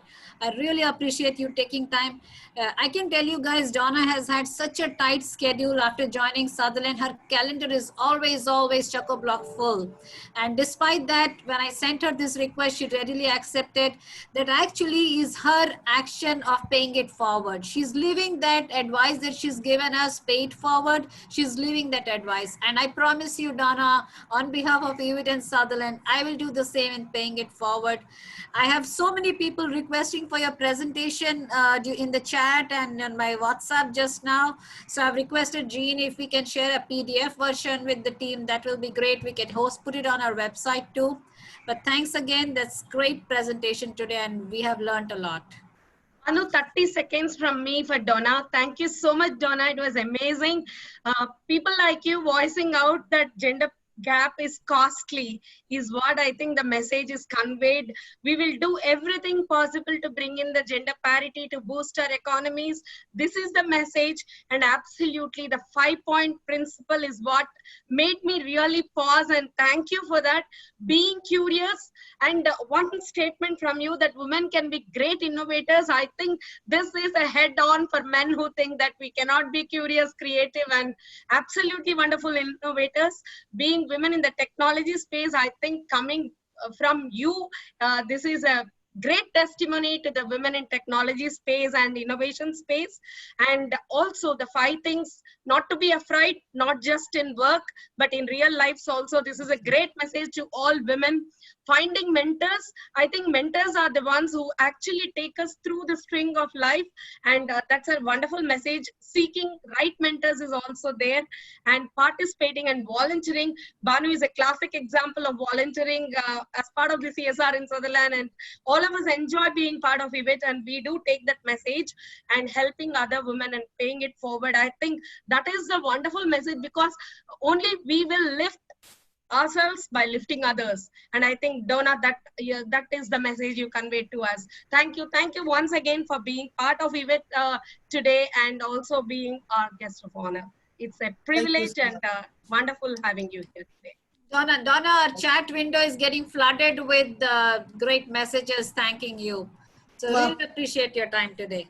Thank you. Wonderful. Thank you. Thanks for inviting me. I really appreciate it. Thank you, Donna. Thank you, Donna. Quickly, we move on to the next wonderful speaker of the day, Pallavi Shaw.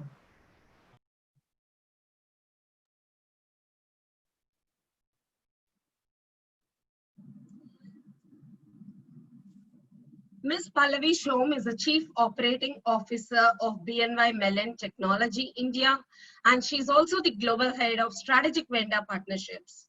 Pallavi Shom is a Chief Operating Officer who partners and aligns global governance frameworks strategized by the Technologies Office of the CIO. She hones deep organizational and business skills that are key to building the operating model and workforce strategy. She is the global head of the bank's strategic vendor partnerships with teams in the US and in India.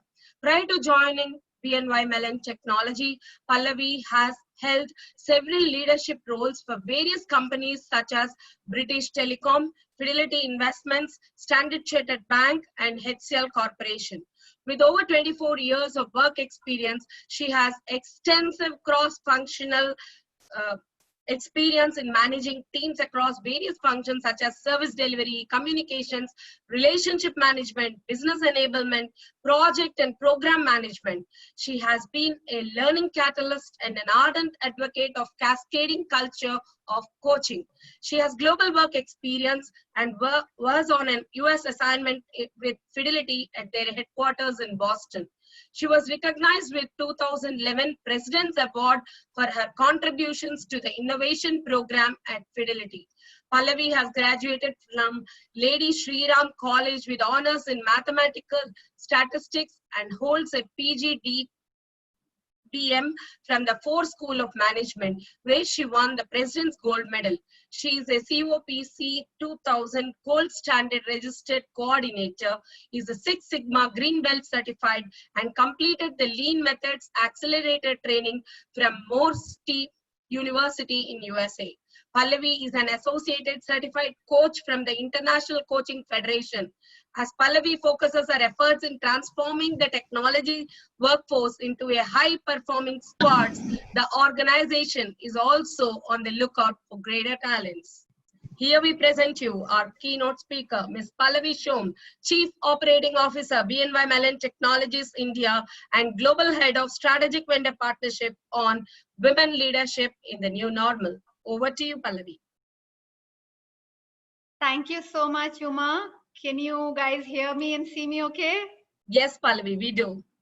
Thanks for that introduction. Hello, everyone. I'm really privileged to be able to address you all. I was looking at some of the chat. I do remember last year when we were face to face, all the beautiful saris, the perfume. I myself remember all the flowers and of course the good food. So I could totally resonate to the comment that somebody placed over there. And also Donna, it was wonderful to listen to Donna because I was reminded, of a recent article I read in The Guardian that the countries that are led by women, so Germany, New Zealand, Taiwan, I think of Finland, they are actually the ones that are able to manage the whole response to the COVID-19 pandemic far better than those that have been led by men. So that's another feather in our cap, really. But again, coming down to my own talk, we are going through a very unusual time, as you all can go through, right? There are a lot of feelings of apprehension and anticipation of what the next few months or years will be like. Some days it's really unreal. It just feels very unreal to me as well. And one good thing I just wanted to assure you all is that whether, somebody has many, many years of experience or one or none, this is new, uncharted territory for all of us, and we are all learning how to deal with this new environment. And it's a tremendous change to happen virtually overnight. And I use the word virtually in italics because from learning to shopping to family Zoom meetings.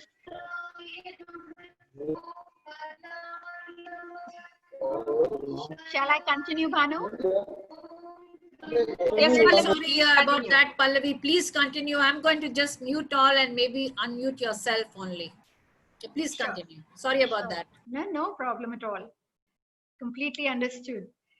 So, again, virtually overnight, we've, so much have changed. And I use that word virtually on purpose because whether you look at shopping or family Zoom meetings, birthday parties even, for us professionals in technology specifically and the audience, all of you, these are very exciting times. And that's the opportunity for all of us, right? The possibilities are enormous, both personally and professionally.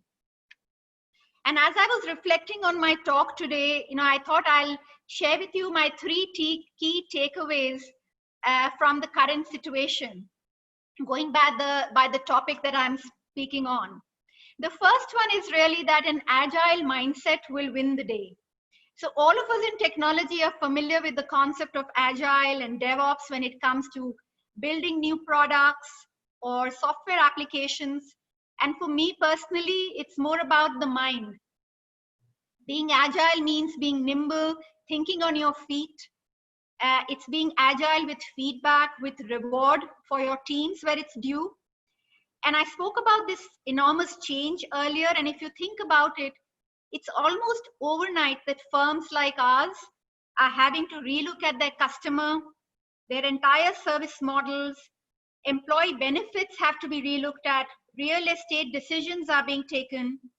And since everyone is work from home, and Vijay and I were talking about this earlier, and she said, geography is history. So Vijay, I did say I'm going to use that in my talk because I really like that a lot. So geography is history.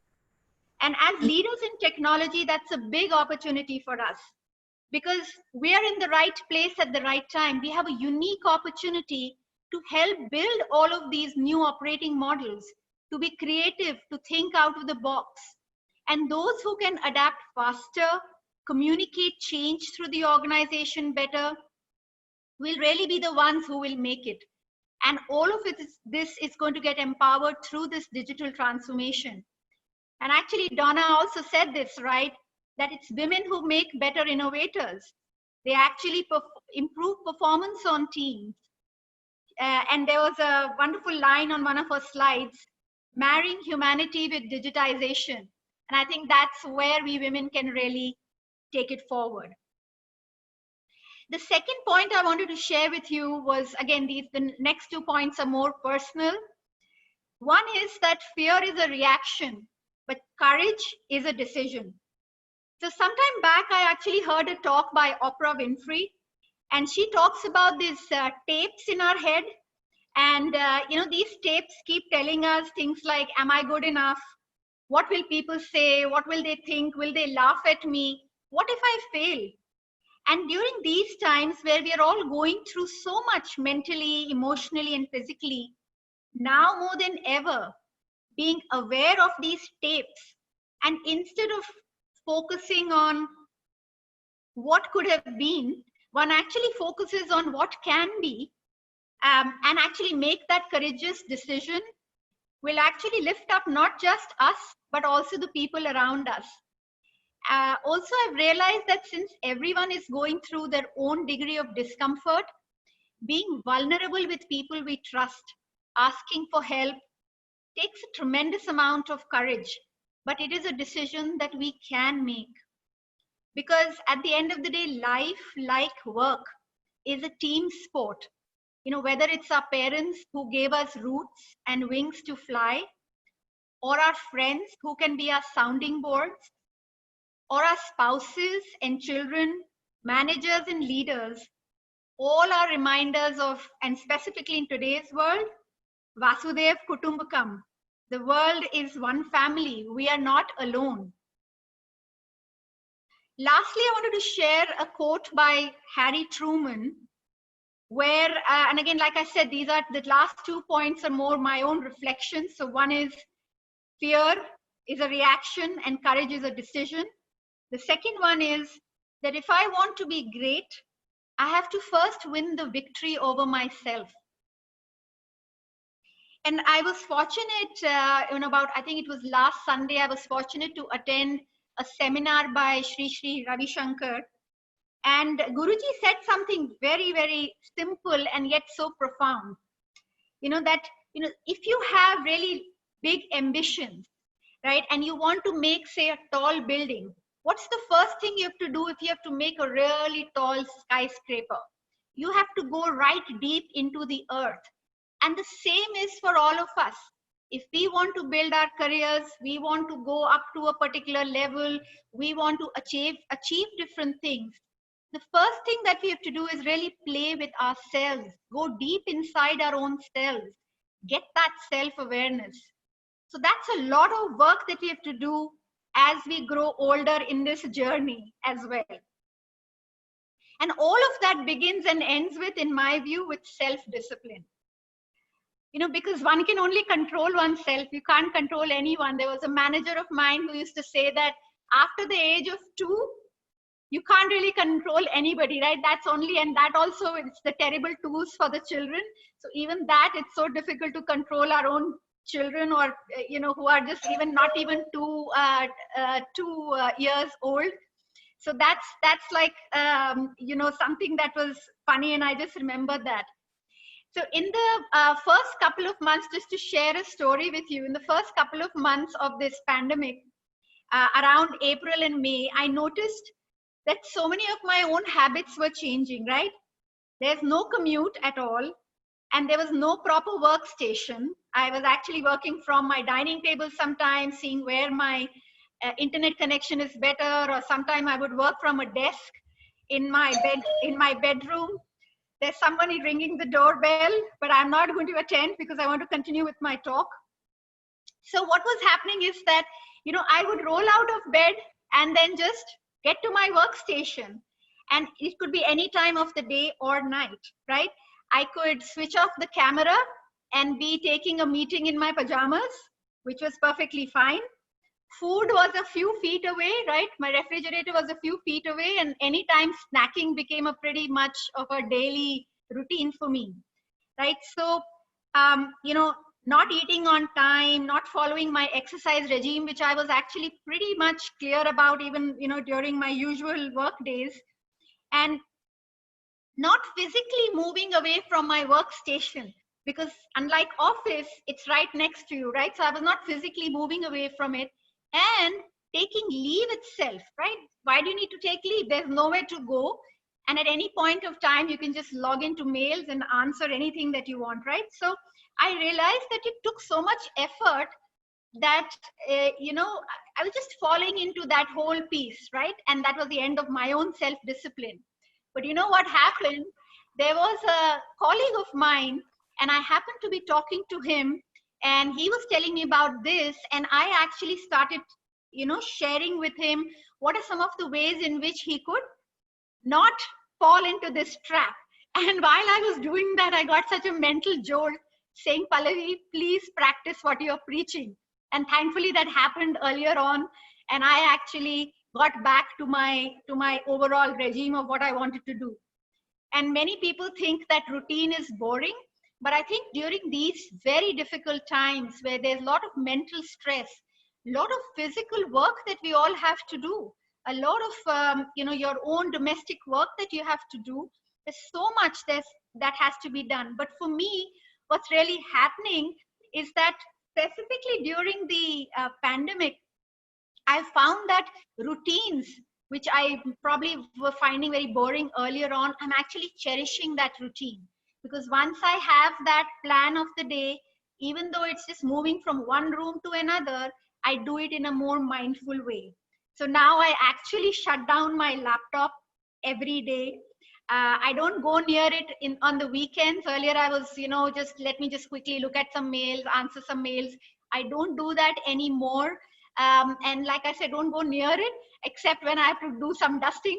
That's the only time I go near the computer now. And I will not send mails to my team members. We are being more sensitive about the timings, like earlier in the day or later in the night, or you know, during meal times, typically during 1 and 2, avoiding meetings, ensuring that you know, we don't disturb folks, because there's a lot to not just eat and you know, but we have to, like, basic things, clearing up the table, ensuring the rest of the family is fed appropriately, and again, very basic things which all of us women as caregivers have to take care of, right? So I feel that by following some of these simple self-discipline kind of tips, it's helping me really be able to balance both my professional career as well as looking after my family, because both of them need me so much at this point in time. Or rather, I think I like to believe that they do, specifically my family, right? But my husband, and you know, he's able to manage everything on his own as well, I'm sure. But it's just like we feel that we are able to do so much more. So that's that, and I just feel so much better with that. So those were the 3 points really: mental agility, ensuring that, you know, we become aware of the tapes that happen in our own heads, and we are aware of those tapes. They won't go anywhere, but just like they are coming in our heads, we can absolutely ensure that they go away as well, and we start thinking about positive things. And the third piece for me, I think the most important takeaway out of this whole time is just following the self-discipline, because everything else will follow.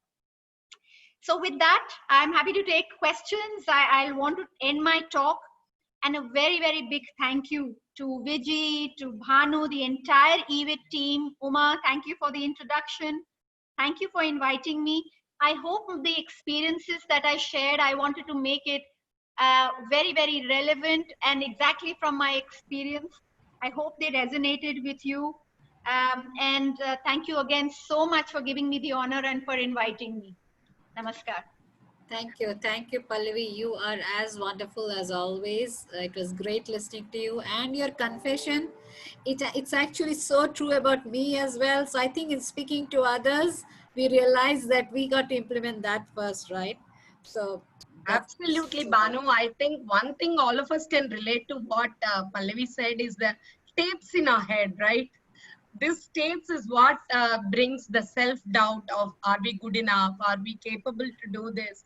We get nervous and, self-doubt all the time. So being aware of the tapes is a big thing. And Pallavi, thank you so much for sharing those 3 absolutely wonderful points of being meant with mental agility. I think that is very, very necessary during the pandemic times, now than ever before, because all of us go through changes and we need to quickly adapt to these changes. I think that is how leaders with empathy like you can help us understand how quick we need to adopt ourselves to changes. And second thing, being aware of the tapes in our heads and focus on what can be done, then focusing on the problems. We need to focus on solutions and making courageous decisions. I think the not being afraid from what Donna said and being courageous in taking decisions from what you said, I think those are the wonderful insights coming from this evening. And also follow being self-disciplined. I think following routine, following templates is much easier. It makes us being organized, prioritize things, and then, it enables us to achieve more because we know what we can prioritize in a single day. So Pallavi, thank you so much. If you have time. I have a question for Pallavi. Yeah, we do have few questions coming up, Pallavi, and I think hopefully you have time to answer them. Go ahead, Banu. Yeah, so Pallavi, I want to thank you for that one point as a leader, what you have done, which is not setting up meetings between 1 to 2. That is such a huge empathy that you bring to the table. And that's exactly why I insist on women leaders are there, because that's where such empathy flows down. And people who are watching you, even if they're of the other gender, they say, oh, Pallavi is doing it. I should also not set up meetings between 1 to 2.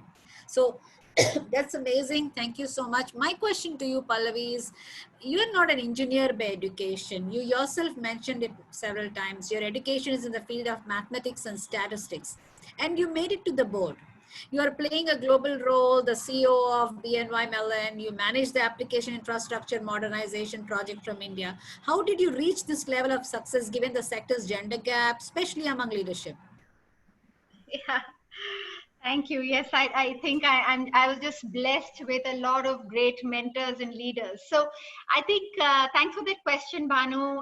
Yes, I'm not an engineer. I've got a background in mathematics and statistics, and I think in the role that I play, that actually plays a good and very important part, because a lot of the work that I do is with data.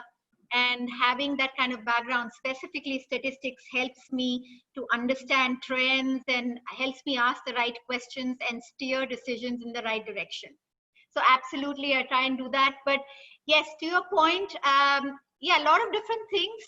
I'll say a couple of things. I think one, like I said, I was blessed with people who probably believed in me more than I believed in myself, because these things that I spoke about, these tapes in the head, that's with everybody and with me as well, right? We all think that, can I even do this? I don't have the qualification. How will I succeed? What if I fail? What will happen, right? How will I find a new job and things like that, right? So all of these have passed in my head as well through my entire career. Now,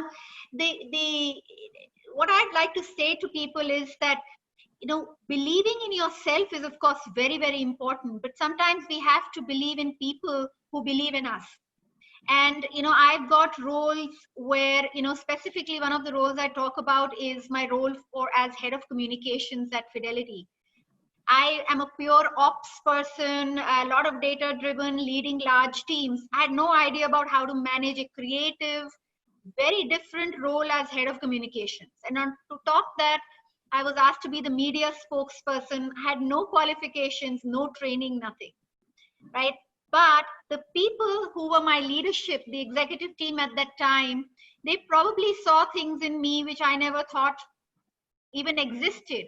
And that reminded me of the concept of the Johari window. If you haven't read about the Johari window, it's about 4 quadrants, like I know and others know, and 4 quadrants. One of the quadrants of the Johari window is, I don't know, but others know. And typically this quadrant should be really low, like a small quadrant, because, and specifically if there are derailers or things about yourself that you should be self-aware about, which are development areas for yourself, but others know and you don't know, that's not great. But if there are areas which are positive and others can see that, well, just believing that there are things that are possible, believing in the possibilities is very important. So I think that's one piece, and I was happy to take the risk, right? And again, like I said, courage is a decision. The courageous decision could be, like Donna was saying, asking for a promotion, saying yes to a new role, asking for more work, even though you know that you may have other opportunity areas at home, or you may not be as free. But if that makes sense for the organization, putting your hand up and saying, I'm happy to take this accountability, I'm happy to do this little bit for this project. So at each point, just being courageous goes a very long way. So I would, short answer is that it's about believing in yourself, believing in the people that believe in you, right? And and just taking that courageous decision that things will work out. There's always a reason why opportunity is knocking on the door. Awesome. Thank you, Pallavi. Guys on the audience, we are also live streaming this, and we have a great audience there. There is a beautiful podcast by Pallavi that we will be publishing it on our website. Stay tuned on that one. Please listen in and gain the amazing experience that Pallavi has shared on her podcast. Thank you, Pallavi. And I do have a question for you, Pallavi. What are your thoughts on EQ and IQ for women leaders? How do we balance and be authentic? Great. So one thing I do want to tell the audience is that, as I was growing in this industry, and this year I actually completed 25 years of working, I never really thought of myself as a woman or a manager or a female in the group of peers that I had.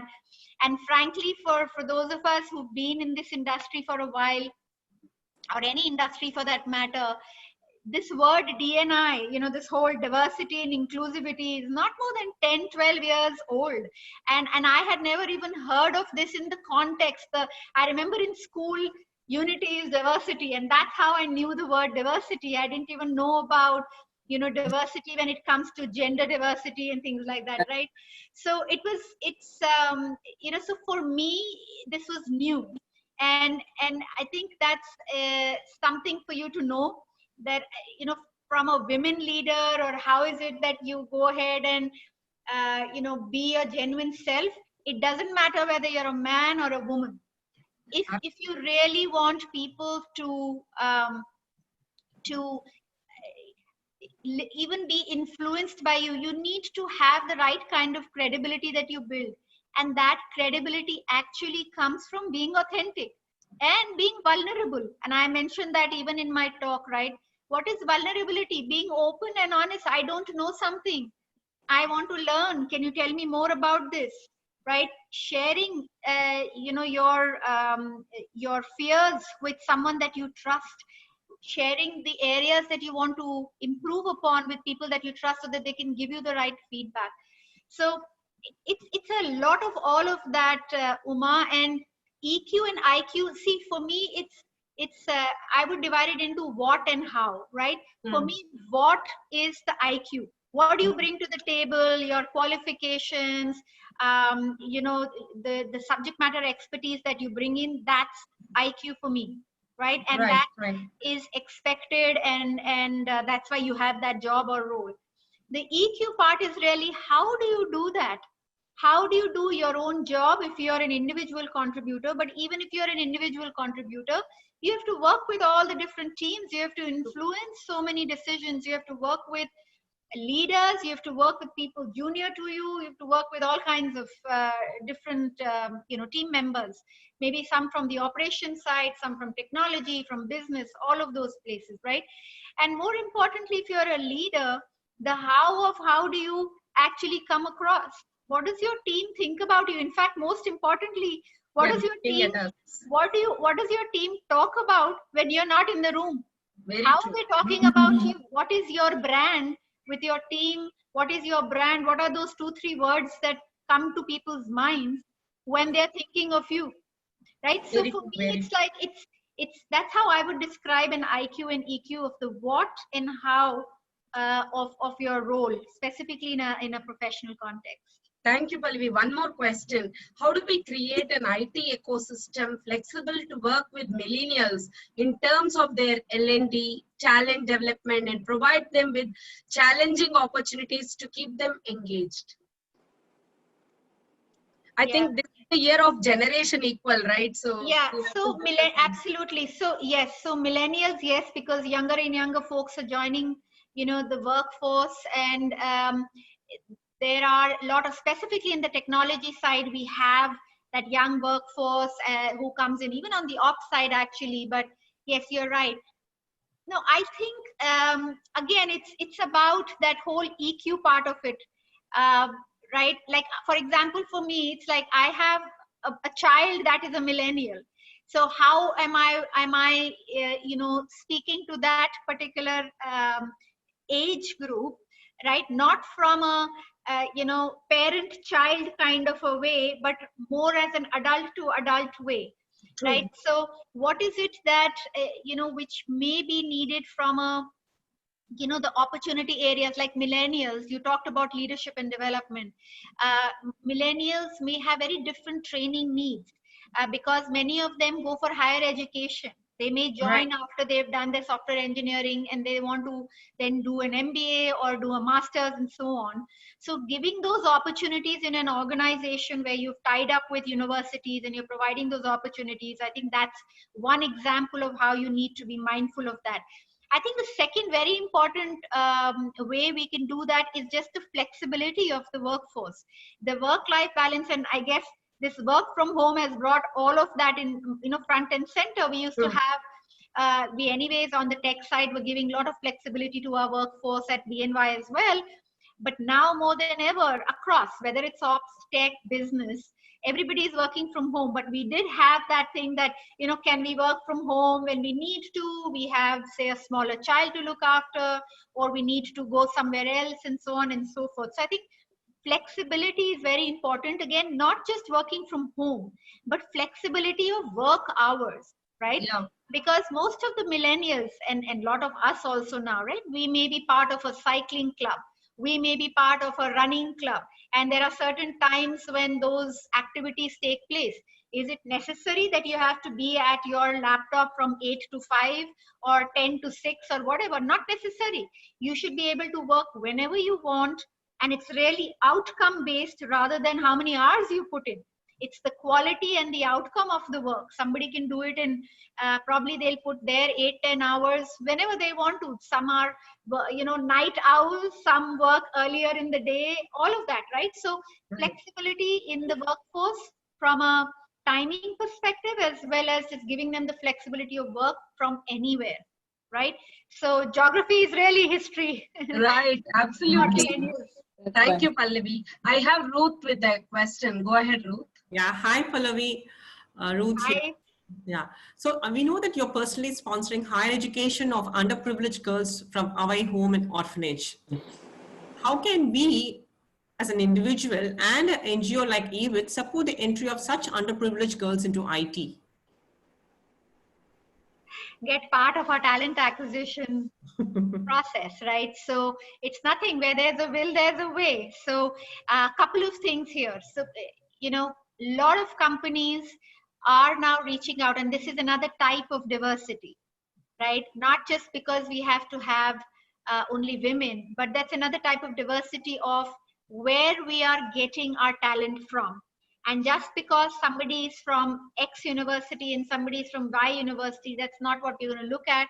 Again, it's like if you have the right skill set, you go through the entire hiring process, which we've set, take the test, come through with it. It shouldn't matter where you're coming from, right? So in that sense, it's more about how the companies and firms just have that open mindset.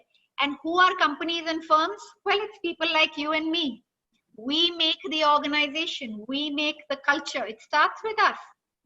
So if we are more aware, if we have that EQ, if we have the right humane spirit, then why wouldn't we? It's a natural thing to do.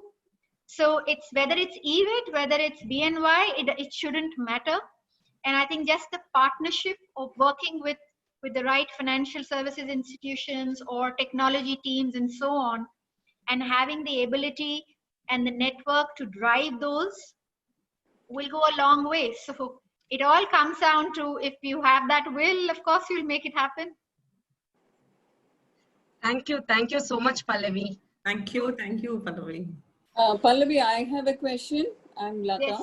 Hi, Lata. Okay. In this digital age, there are new opportunities opening up for women. Okay. So what do you think are the areas in which women can train themselves for employment? Are there any areas which you would say that which are best suited for them, or it's something where they would excel at? Are there anything like that?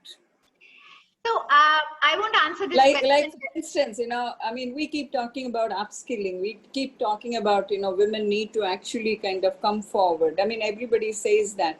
What are the areas where we can actually get a large number of women to come forward and work? So on your point, yeah, I got your question, Lata. Thank you for asking that. And specifically on your second point on how can we have women come forward, be aware of the tapes in your head first. It starts with us. Unless we take that step ourselves, nothing can happen. You know, employers, companies, you know, you can have any number of training programs. It's going to come to naught unless we ourselves have that drive and tell ourselves that we want to move forward and that it's important to us. If it's a priority for us, we'll make it happen. So on your second part, I just say that it's really up to us.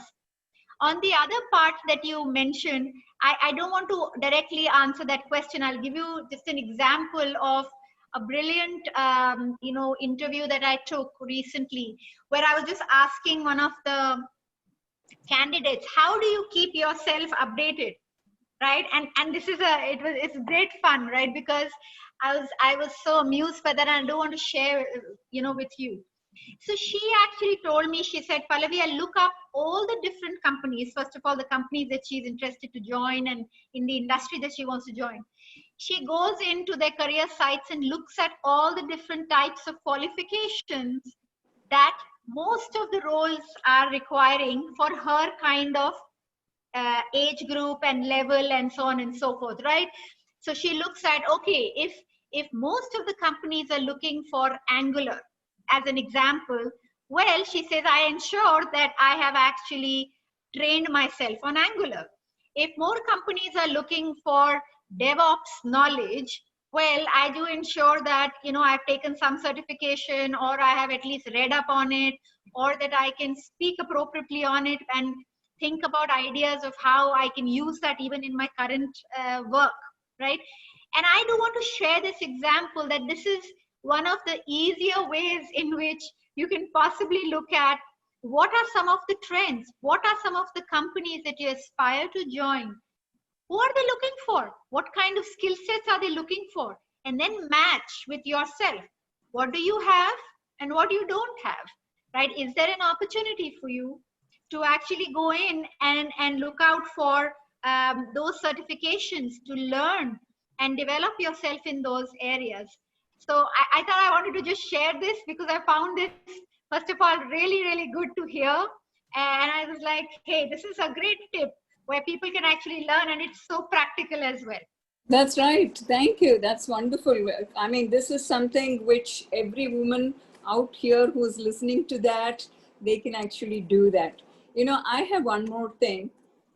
See, I do see with this work from home having started, I do see my son working from home, and I do see a lot of other younger people working from home. And what I notice is they don't seem to be able to draw a line. I mean, this goes on when it's work from home.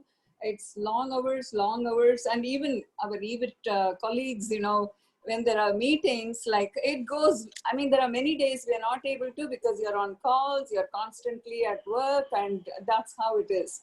Now, you say you're not able, I mean, you are able to kind of not really stretch your, you know, whosoever you are interacting with. How do you really spread that? How do you exactly, I mean, how does somebody at a lower level kind of deny or say no? Or do you think the corporates will have to come up with some policy and, you know, push it down and say that, you know, like, I mean, I do know there are some companies in the West, they say that no physical meetings after 4 o'clock, you know. I mean, they do have policies like that. What do you think, in your opinion, would be a way where people at the receiving end manage that? Or how do they, I mean, it's always like, I mean, if somebody has you as a boss, wonderful, but what happens if they don't and the person seems to be, you know, pushing them beyond, you know, long hours, you know, 11 o'clock, 12 So o'clock? again, a great question, Lata. And again, I'll give you my example because, you know, junior, senior is just very relative, right? Everybody is junior to somebody and everybody is senior to somebody. Absolutely. And I tell my team that all of this, we are part of one team, right? And hierarchies in organization are mostly to do administrative tasks like approval authorities and so on. But if you really want to work in an agile fashion, we are all one team. So on my team, of course, I've made it very clear that, hey, I'm going to be doing this, and you know, feel free to share it with your own teams and so on. In the town halls that I hold with my teams, I reiterate that fact. We actually took, one of our actions was, is there a way we could have a meeting free day, for example? And we're trying our best. And I'm starting with that, saying, is there a way that I can have at least some blocks of time where it will be a meeting free day? I so far been like half successful, not really, because meetings do come up from people that are more senior to you, and not just because you can't say no or I can't say no, it's because there are obviously a lot of different priorities in the workplace. So that will always be there. But in a usual day, again, I would just say that you just have to talk to the people. So maybe give, like, when your next one-on-one, when you're having it with your boss or manager, you know, you can just share that, you know, during this time to this time, I have these kinds of other deliverables, other responsibilities, or just my own me time. It could just be that, hey, this is the time when I like to, say, go with my cycling club. I'm just making this up, right? So most people, as long as your outcomes are done, I found them to be very reasonable. But we have to ask. Many times what happens is we feel scared and we feel that, oh, can I even ask something? Remember, that's another tape in the head. What will my boss think? Will my performance review and bonus get impacted at the end of the year if I was to ask such thing? The answer is no. Most folks are reasonable, right? You just have to, of course, have a professional language and all of that. You can't say, hey, I'm never going to attend your meeting at this and this date. No, but you've got to actually say it, right? And as an example, you know, the same has happened. There are times we work for, like, I have teams in the US, and there are different time zones, and it's very difficult, you know, for me, like, to be awake longer because I'm an early bird. I go to sleep early, I get up early. And these meetings sometimes are very late, and just articulating and saying, hey, just wanted to let you know this is 11 p.m. India time, and you know, can we relook at this time frame?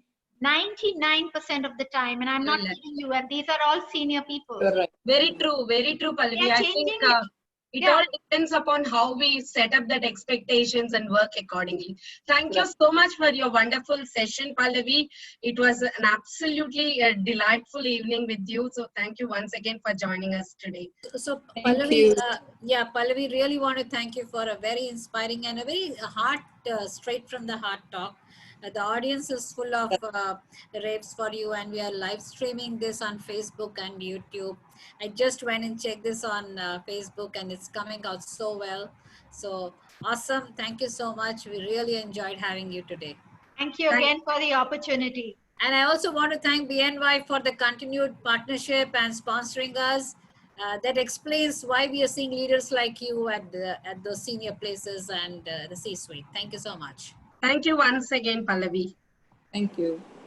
And now you have Vijay here to take us through the tribute for Usha Srinivasan. Over to you, Vijay. Yeah, thank you, Uma. Just give me a moment. Sure.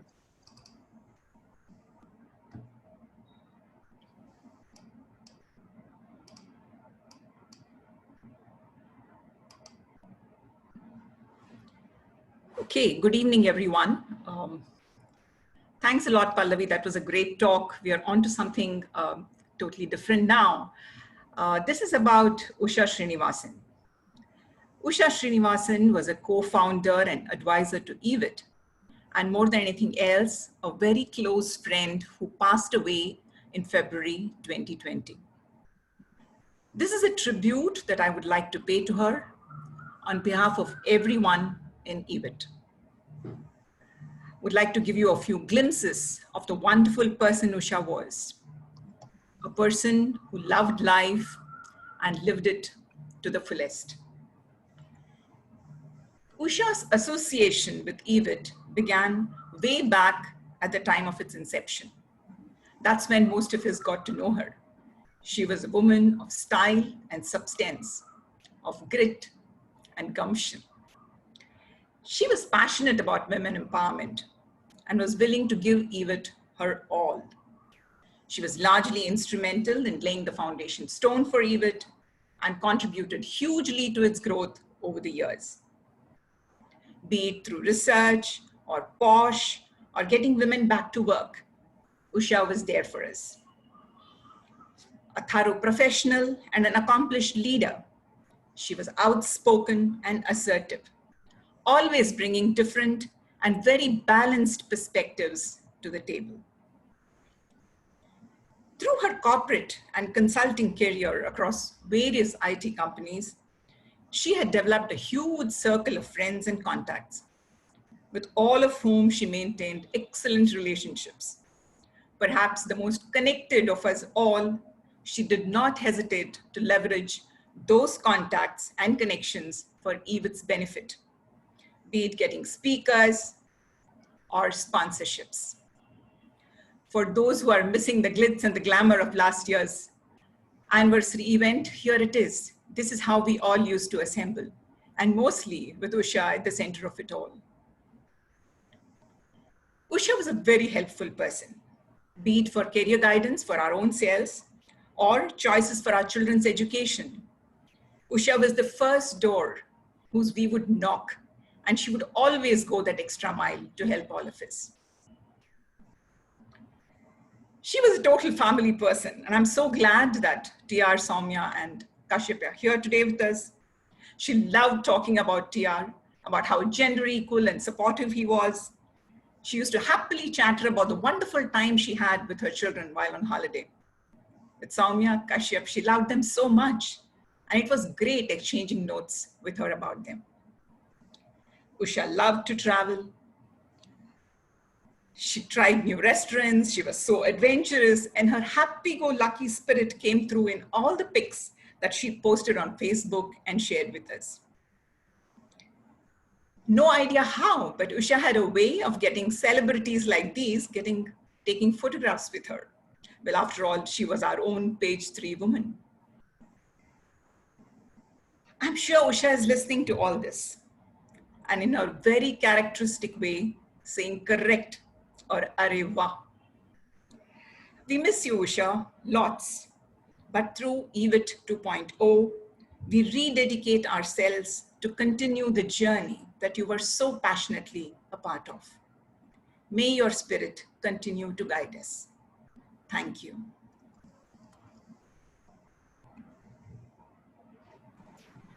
Thank you, Vijay.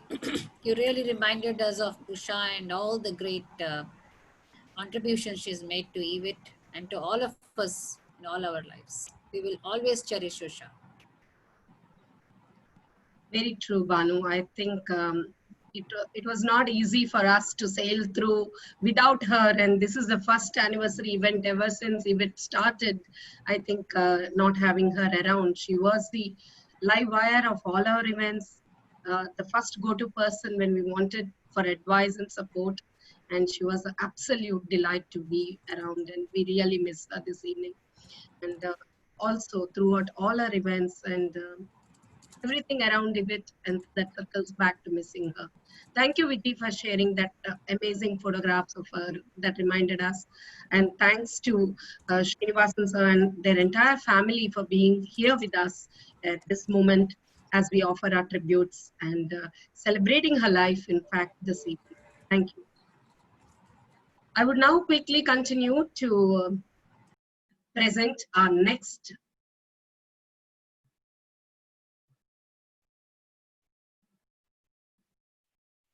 session for the day, which is the fireside chat on leveraging the new normal. Just a moment as I get the screens ready.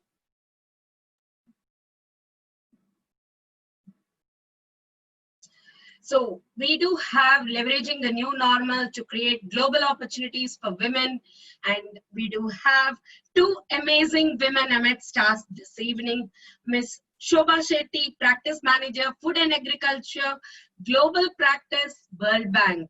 And Miss Rama Shivaraman, our own eWIT, former President, former Chief Operating Officer at Polaris Consulting Services. I take a moment to introduce Rama Shivaraman, known to many of you as the former Chief Operating Officer at Polaris Consulting Services Limited, Executive Director and Board Member, an accomplished top management executive of an Indian banking and financial services-based IT company, Polaris. Polaris is a global leader in financial technology for banking, insurance, and other financial services. Polaris is an expert in digital transformation, and she was the backbone of the organization for many years. She is extremely versatile with strategic planning, directing, and controlling global delivery and operations. An executive director and board member responsible for directing the CSR initiatives and stakeholder relationships of the company, having groomed several leaders to take out the different functions, freeing up bandwidth to take on larger, newer, and diverse roles when required, have the ability to get onto the field and directly work with data analysis and models and manage several levels of hierarchy. Not only that, the other side of Rama Shivaraman is that she's also a Vedanta teacher, today going ahead, spreading the message of Vedanta and management in several institutions. And I'm very happy to be her disciple as far as Vedanta teaching is concerned. Thank you, Rama Shivaraman. Introducing Shobha Shetty, the practice manager with the Food and Agriculture Global Practice of the World Bank. Shobha, thank you for being with us this evening, and it's such a warm privilege and happiness to be having you here with us. Shobha Shetty is a practice manager with the Food and Agriculture Global Practice of the World Bank, covering Eastern, Central, and Southern Africa. She oversees the portfolio of agriculture and rural development projects and analytic work of more than 2 billion. Her work and interest spans agribusiness development, women empowerment, nutrition-sensitive agriculture, urban food systems, rural youth employment, climate resilience, and rural-urban linkages. Shetty has also been serving as practice manager for global partnerships in the social, urban, rural resilience global practice of the World Bank and practice manager for food and agriculture in the South Asian region. She has previously worked in Philippines, Indonesia, Papua New Guinea, Timor-Leste, and several other countries, and in the areas of agriculture and rural development, including irrigation and water resource management, and the role of ICT in rural development, agriculture marketing, wastewater reuse, rural infrastructure, and food security. In 2015, she was a visiting fellow at the Tada Cornell Agriculture and Nutrition Initiative at Cornell University, New York. Shobha has a bachelor's degree in electronic and communication engineering from Anna University, Madras, and she obtained a master's and PhD degree in agricultural economics from Cornell University. It's such a happiness and privilege. We present you the fireside chat between Rama Shivaraman and Shobha Shetty. Over to you, Rama. Shobha, can we also have you with your video on? Yes, I'm on. Can you see me and hear me? Yeah. Or should I put my headset on? No, it's fine. It's fine. Perfectly all right. Nice. Good evening, everybody. It's a privilege for me to be today hosting this, and I'm very, very happy to be speaking to Shobha on behalf of eWIT. Shobha and I actually went to college together, which you may not have made out by now. So it's so wonderful, catching up in the same fireside chat, and it's really nice to, catch up with someone whom you knew so many years back, and then you're sort of trying to see, how our different journeys have gone and what is common, and the common thread today being, of course, women and diversity. So let me not delay. I'm sure, you know, everybody is waiting to listen to Shobha with her kind of background, right? So, Shobha, over to you straight away. Could you share some of your recent experiences as a manager in the World Bank, especially during the pandemic and the forced work from home situation? And how do you actually see these differences playing across the world? Because you must be seeing a lot of countries and a lot of roles, etc., right? Please. Thank you, Rama. It's really good to see you. And I also wanted to thank you and Banu for this opportunity to participate in eWIT's 14th anniversary. So happy anniversary to all of you. It's I connected early in the morning, and it was really amazing to hear all of the previous speakers, Donna, Pallavi, and all of the others who came before me. So, so really, I mean, I really very much appreciate having this opportunity. Yeah, I mean, and it's great to reconnect with Rama after a very long time. So yes, we studied together at Anna University and managed to stay connected over the years. So in terms of sort of my own role as a manager in the World Bank for our global practice, about half of my, I am based in our headquarters. Our headquarters is in Washington, D.C., but over about 55%, so more than half of my staff are actually based in our country offices in the Africa region. So I cover, you know, Eastern and Southern Africa. So in a sense, we've all started working from home, and what we call the sort of the tier 4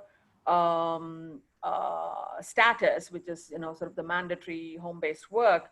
And, you know, we've been on that since, I think, mid-March or so. And we just heard a couple of days ago that we will likely continue until early 2021, possibly longer.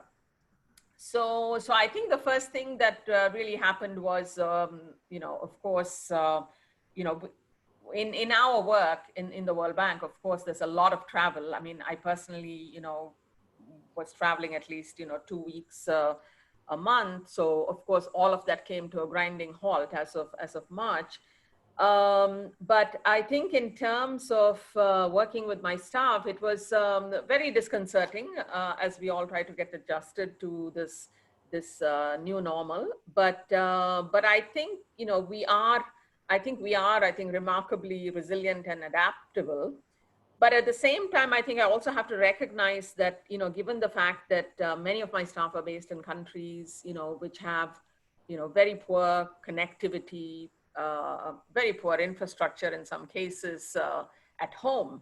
You know, the offices are pretty well equipped. So you know, I've had staff in countries like Niger and Burundi and even Kenya, where, you know, we really needed to provide support just in terms of basic infrastructure, you know, just providing, supporting them as far as getting generators is concerned, you know, upgrading them to faster internet connectivity and so on and so forth. So it really, I mean, in Washington, I think we are, you know, we've been very fortunate in terms of having, you know, pretty good connectivity, and we have the ability to work from home. But I mean, at least, you know, also given what I've heard from other speakers, I think, you know, I've had to be particularly mindful of, for those, especially my younger staff who have, you know, children at home, because, you know, everyone went into sort of a homeschooling mode, and it's not really easy. I mean, I have, my brother has a 6-year-old, and he finds it incredibly difficult really to, you know, when you have a 2-career household, you know, trying to take care of children below 5 and getting them to concentrate, even above 5 for that matter. So, so I think one has to be really sensitive to that. So, you know, there's a lot of hand-holding initially. I mean, you know, to make sure that, you know, we were keeping staff informed, that I was letting them know what was going on at the corporate level. So we had much more frequent staff meetings, I think the first couple of months at least. but I think later on, I think people adjusted and so on. And, you know, I think our senior leadership also has been very, very accommodating and flexible, and, you know, giving access to sort of medical resources, you know, ergonomic equipment and so on and so forth. So, so I think, I think as one of the earlier speakers also mentioned, I think, you know, one also, because of the differences in time zones and so on, it's also really important to keep the flexibility of working hours, right? So especially with children who are being homeschooled, and and just being mindful of you know, other commitments that that staff may have in this regard. But I think now, given that we are now many months into it, now there's a lot more focus really on sort of mental health issues. And I think, you know, we have a 24-hour helpline. And, you know, stress doesn't cause domestic abuse, but, you know, we are seeing also in some cases sort of an increase in incidents of domestic abuse and so on. So, so yes, I mean, I think we are all learning as we go along, but I think we've kind of settled into this this new, you know, our new reality. You know, I've also had to, you know, recruit staff. You know, we're doing sort of virtual onboarding of staff. I had one staff who just joined as an external candidate who joined us in our office in Kinshasa in the Congo. And yes, so I think technology has helped, but you know, for me, I'm always mindful of the fact that you know, some of us are very, very fortunate in being in countries with good connectivity, good infrastructure. So for us, it's you know, it has been a little bit of a challenge in in getting some of our staff and some of our, especially even some of our counterparts, you know, getting them used to having these virtual meetings and, you know, supervising, in a sense, our projects, you know, through these meetings by WebEx or Zoom. It's been a challenge also for our counterparts, and you know, in various governments, and so that actually has been more of a challenge for us than you know, than within the World Bank itself. So because of the fact that we work so closely with governments, but let me stop here for now. So I'm trying to keep track of the time that we have for each of these questions. Yes. Shobha, in terms of the productivity and quality of the work itself, right? Do you see that some of these the changes have impacted the women, and do you see any variations across the developed countries and the other countries? And can you share some of these perspectives from the point of view of international development institutions? Yeah, thanks, Rama. I think, you know, I think what we're seeing now from a lot of the work that's coming out, both from the World Bank, from the IMF, IFC, and so on. I mean, what we're seeing really is that, you know, women have really been hardest, have you know, this pandemic has really had a disproportionate impact on women across the globe, and their sort of economic status. And there are some, you know, 3 or 4 reasons behind this. You know, I know a lot of us, you know, in this conference, for example, in this conference, I mean, a lot of us are in tech industries, or like me, you know, working in international financial institutions, where, you know, we have the opportunity and the ability to work from home. But if you look, you know, more globally, you know, women are really predominantly employed in the service sectors, in the service industries, like, you know, retail, tourism, hospitality, where you really need the face-to-face interactions, right? So so they have been hardest hit by all of this, you know, social distancing and all the mitigation measures that have to be in place. So for, and you know, and we're seeing this even across, you know, not just in developing countries, but also in the US, you know, where, you know, 54%, more than 50% of women who are in these service industries actually cannot telework. And Brazil, it's much higher. And actually yesterday I got, you know, a report that actually, which talks about India not being such a, friendly country in terms of working from home, because especially when you look at the top income brackets, so for the top 10% in the income bracket, the percentage who can actually work from home is only about 20%. It's the same for Brazil, is about 60%. And it falls pretty rapidly once you go down the income bracket, and it's, less than 1% at the bottom, for India, whereas for Brazil, it's still around 10%. Now, the second important aspect, and again, I mean, this is from my perspective as working in international development for all these years, is that, women are more likely to be involved in the informal sector, what we call it, which is, handicrafts, the working from home, and, all of these other things, agriculture in India. So where you have, they're paid in cash, there is no sort of official oversight, no labor laws, lower pay, no benefits like, pension or health insurance or what have you. So this is, I think, especially true in countries, like India too, for example, right? And, we are seeing now more and more women sort of, going into sort of poverty, whether it's in South America or even in India. So we're getting a lot of this data now. So in Colombia, I think the poverty rates for women have gone up by at least 4%. Another factor, and I think that this has been alluded to in many ways in some of the earlier presentations, is that, of course, still, despite everything else, and despite having supportive spouses, families, and work environments, women still end up doing much more of the household work than men. So I think globally, the average is about, the exact number is 2.7 hours, but I'm sure, it's much more in certain countries, than in others. So it's women who are really sort of bearing the brunt of, school closures and, taking care of elders and so on and so forth. But I think the final point that I'd really like to make, and this is where, we're getting data that is, that's been sort of really troubling, is that, COVID is putting women really at greater risk of losing human capital in the long term, right? So what we're seeing is that, many young girls are dropping out of school.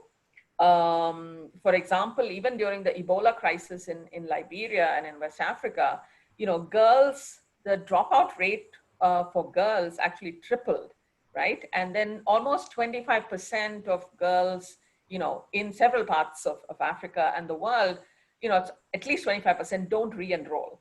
And from India, what we're seeing actually, an interesting statistic is that there's been sort of a spike on the leading matrimony sites, about 30% spike in the number of new registrations. So where, families want to get their daughters married off, and, essentially, what we're doing is that, without education, I think, these girls and these young women are really going to suffer sort of, permanent loss of their own sort of human development, right? So in a sense, we are, this, like I said, it's really having sort of this,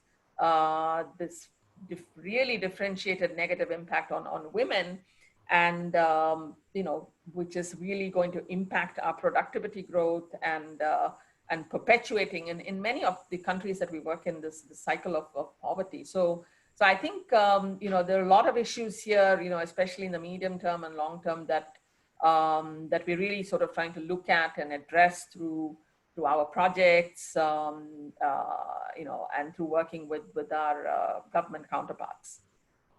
Yeah.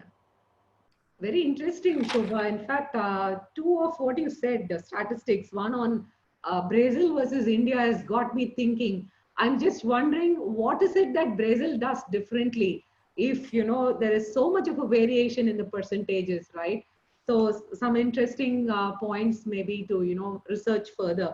And also the other point that you said I wouldn't have even noticed, which is the spike in the number of people registering on the matrimony site, which actually, I don't know, there's a lot of hidden information there. Maybe the trend is that parents seem to be finding that an easier way out rather than waiting it out for a year and actually sending them back to the appropriate colleges or what.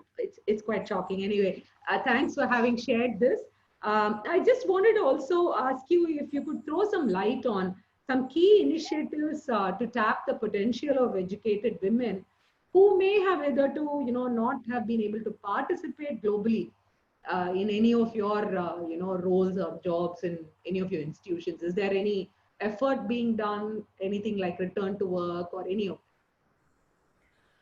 Rama, I think this is a subject actually that's really close to my heart, as I think I've told you and Banu also about my interest in this, and I think I'm particularly concerned. So I'm going to focus much more on India, but I think what happens in India is actually really important for for women working sort of I think even globally, right? So what we are seeing, and we've just done a recent report on women's education, especially in STEM areas, right? So let me just, stepping back a little bit, what we have seen in India, there's been really sort of a secular decline in female labor force participation, right? And so in 1990, it was around 31%. And as of last year, I think it's at its lowest that it's been ever. It's only about 21%.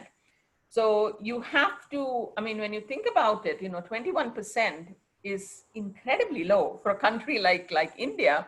There are actually only 9 other countries that have lower female labor force participation than India, and that includes countries like Syria and Iraq. So I think this is something that has been really puzzling to us, and those of us who have worked in development, and those of us of course who are women, because and I think what we are seeing is this has been sort of a phenomenon, actually that has cut across kind of age groups, whether it's rural, urban women, whether it's, education levels, whether, it's just been a pretty secular trend. And actually for a while, it was actually urban women's labor force participation was actually far lower than even rural women. But now that, because of the pandemic and other factors, that has also, rural women's participation in labor force has also seen a pretty steep decline.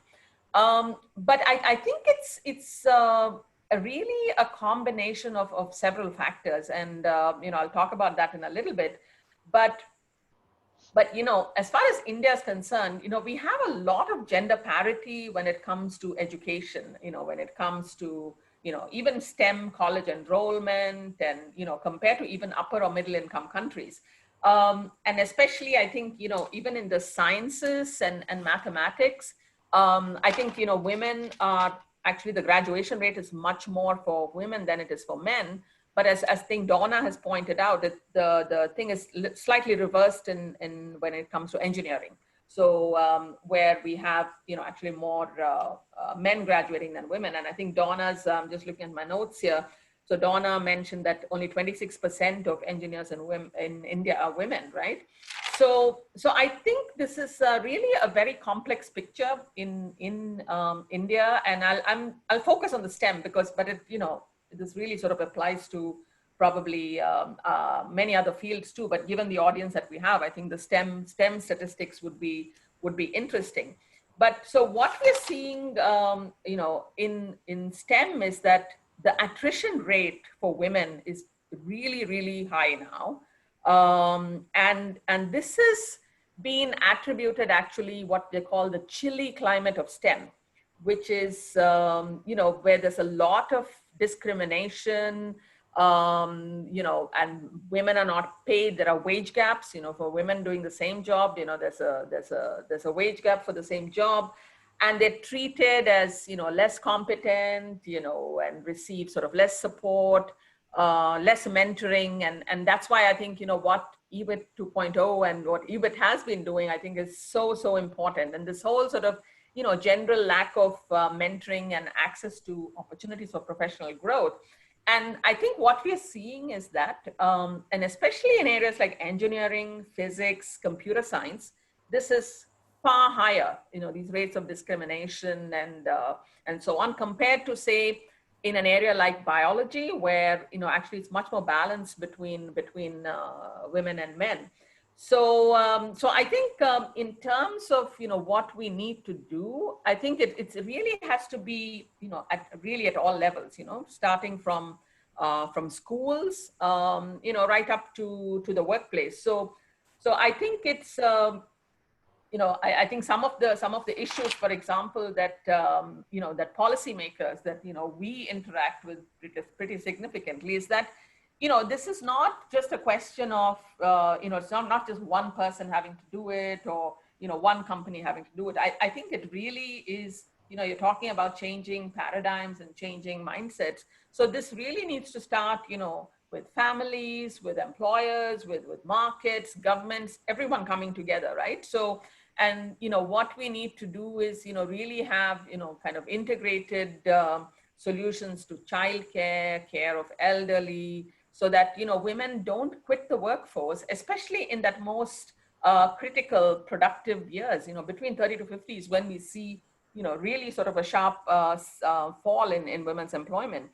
And then secondly, also, and I think, it was very, I was very glad to hear that, eWIT also focus on this, is when women do take a break, how can employers, how can governments support them in their journey sort of back to work, right? And how can employers really move the needle on workplace discrimination and, really counteracting a lot of these implicit as well as explicit biases among managers, co-workers.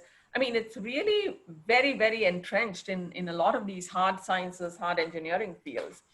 So, I mean, I really think we need to move beyond sort of, passive, anti-discrimination things on paper, but to actually, fostering parity, equity, in practice, equal pay opportunities, having the support systems, and really providing the kind of mentoring support.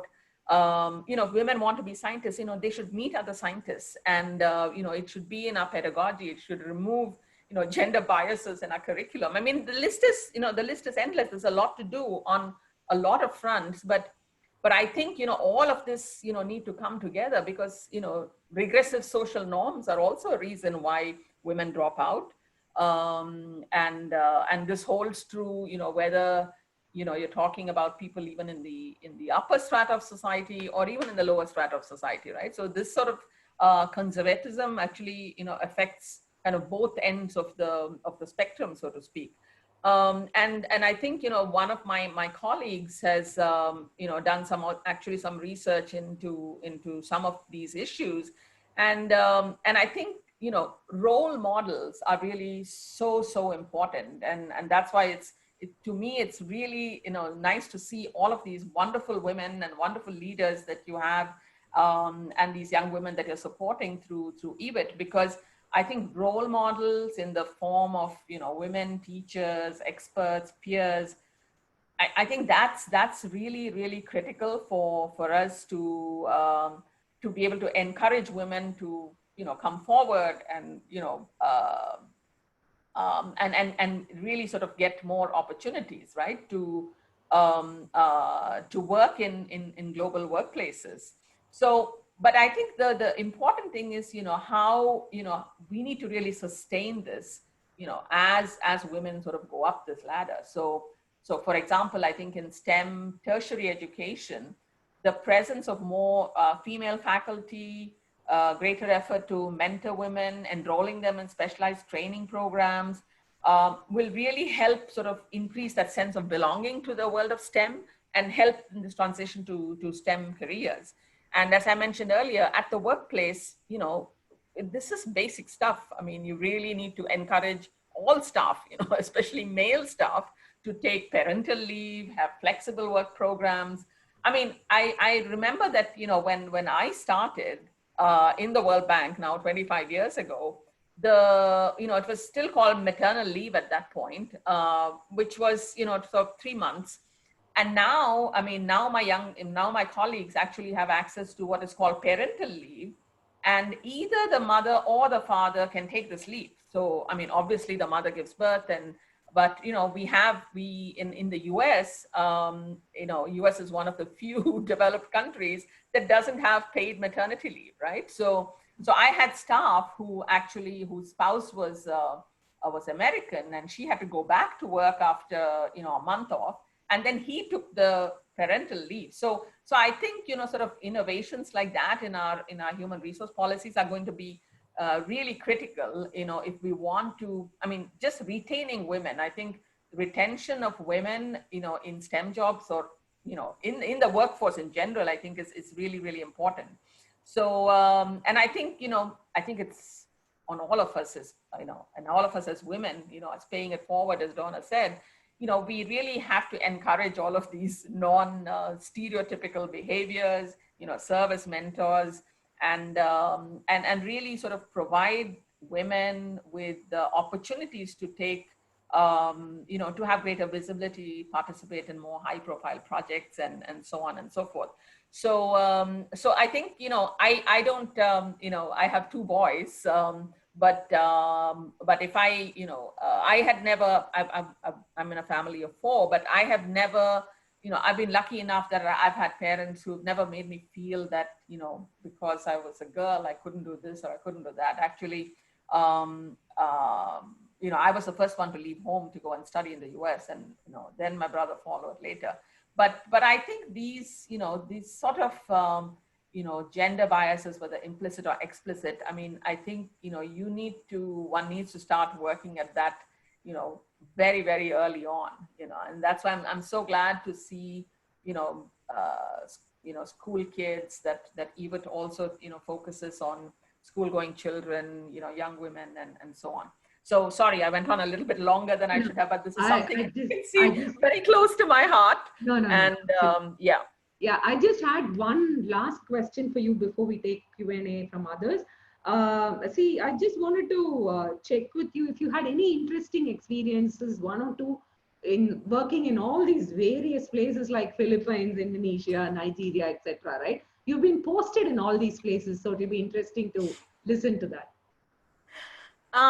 Yeah, I mean, I think first and foremost, let me say that, you know, working in, you know, I've been very lucky to be able to work in so many different countries in my career in the World Bank. But I have to say that, you know, first and foremost, you know, you really need that supportive ecosystem, right? So you need to have, you know, the support of your family, your siblings, your spouse, and so on, to make this possible. Actually, when I lived in Nigeria, I lived there by myself. I mean, it was an opportunity for a promotion, so I decided to take it. My husband and kids, you know, stayed behind in Indonesia. So, you know, it was a pretty tough decision, but, you know, I had a lot of support, and of course, I mean, as a lot of you who are in India know, you need to have the support at home to, you know, I had fantastic nannies and a fantastic cook. So the house was really sort of on autopilot. So, but, you know, I think, you know, I think that's something that I really need to remark on first. So couple of interesting things. I think, you know, working in places like, you know, Indonesia and Nigeria, I think what has really struck me is, you know, there were so many inspiring women in top leadership positions. In Nigeria, for example, you know, I had the opportunity to work with Ngozi Okonjo-Iweala. So she was the foreign minister in Nigeria. She was finance minister twice. She used to be at the World Bank too, earlier in her career. So, and I think, you know, they have really brought a world of difference. And in Indonesia, I had the opportunity to work with, you know, Sri Mulyani Indrawati, who was the first female minister of finance, and Mari Pangestu was the minister of trade. Absolutely wonderful, you know, leaders, wonderful women. But an interesting thing is that I remember in Indonesia when Sri Mulyani became the first female finance minister, the first thing she did, she told us, was, she said, "I can't believe the state of these bathrooms."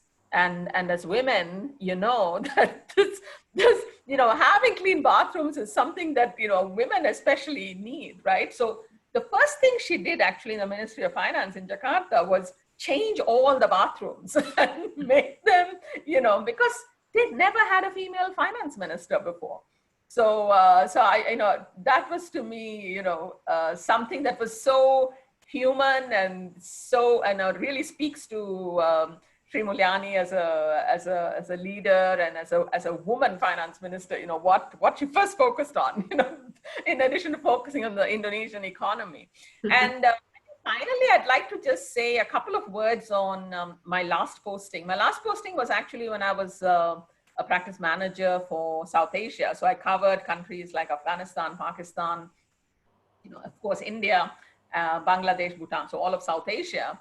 And I was based in the Delhi office. So, for someone who's grown up in the South, the whole, the North can be sometimes, it's quite a culture shock, right? To living in Delhi after having lived all your life down in the South. So, but for me, I think, what has really sort of, I've been really sort of struck by is, I think, working on Pakistan, especially, going to, crossing the border, from Delhi to Lahore by road, the whole sort of, our history of the partition and all of that, really, I mean, I think you really begin to feel it then. And I was very privileged really to be able to travel and to Pakistan so many times in the course of my posting in India.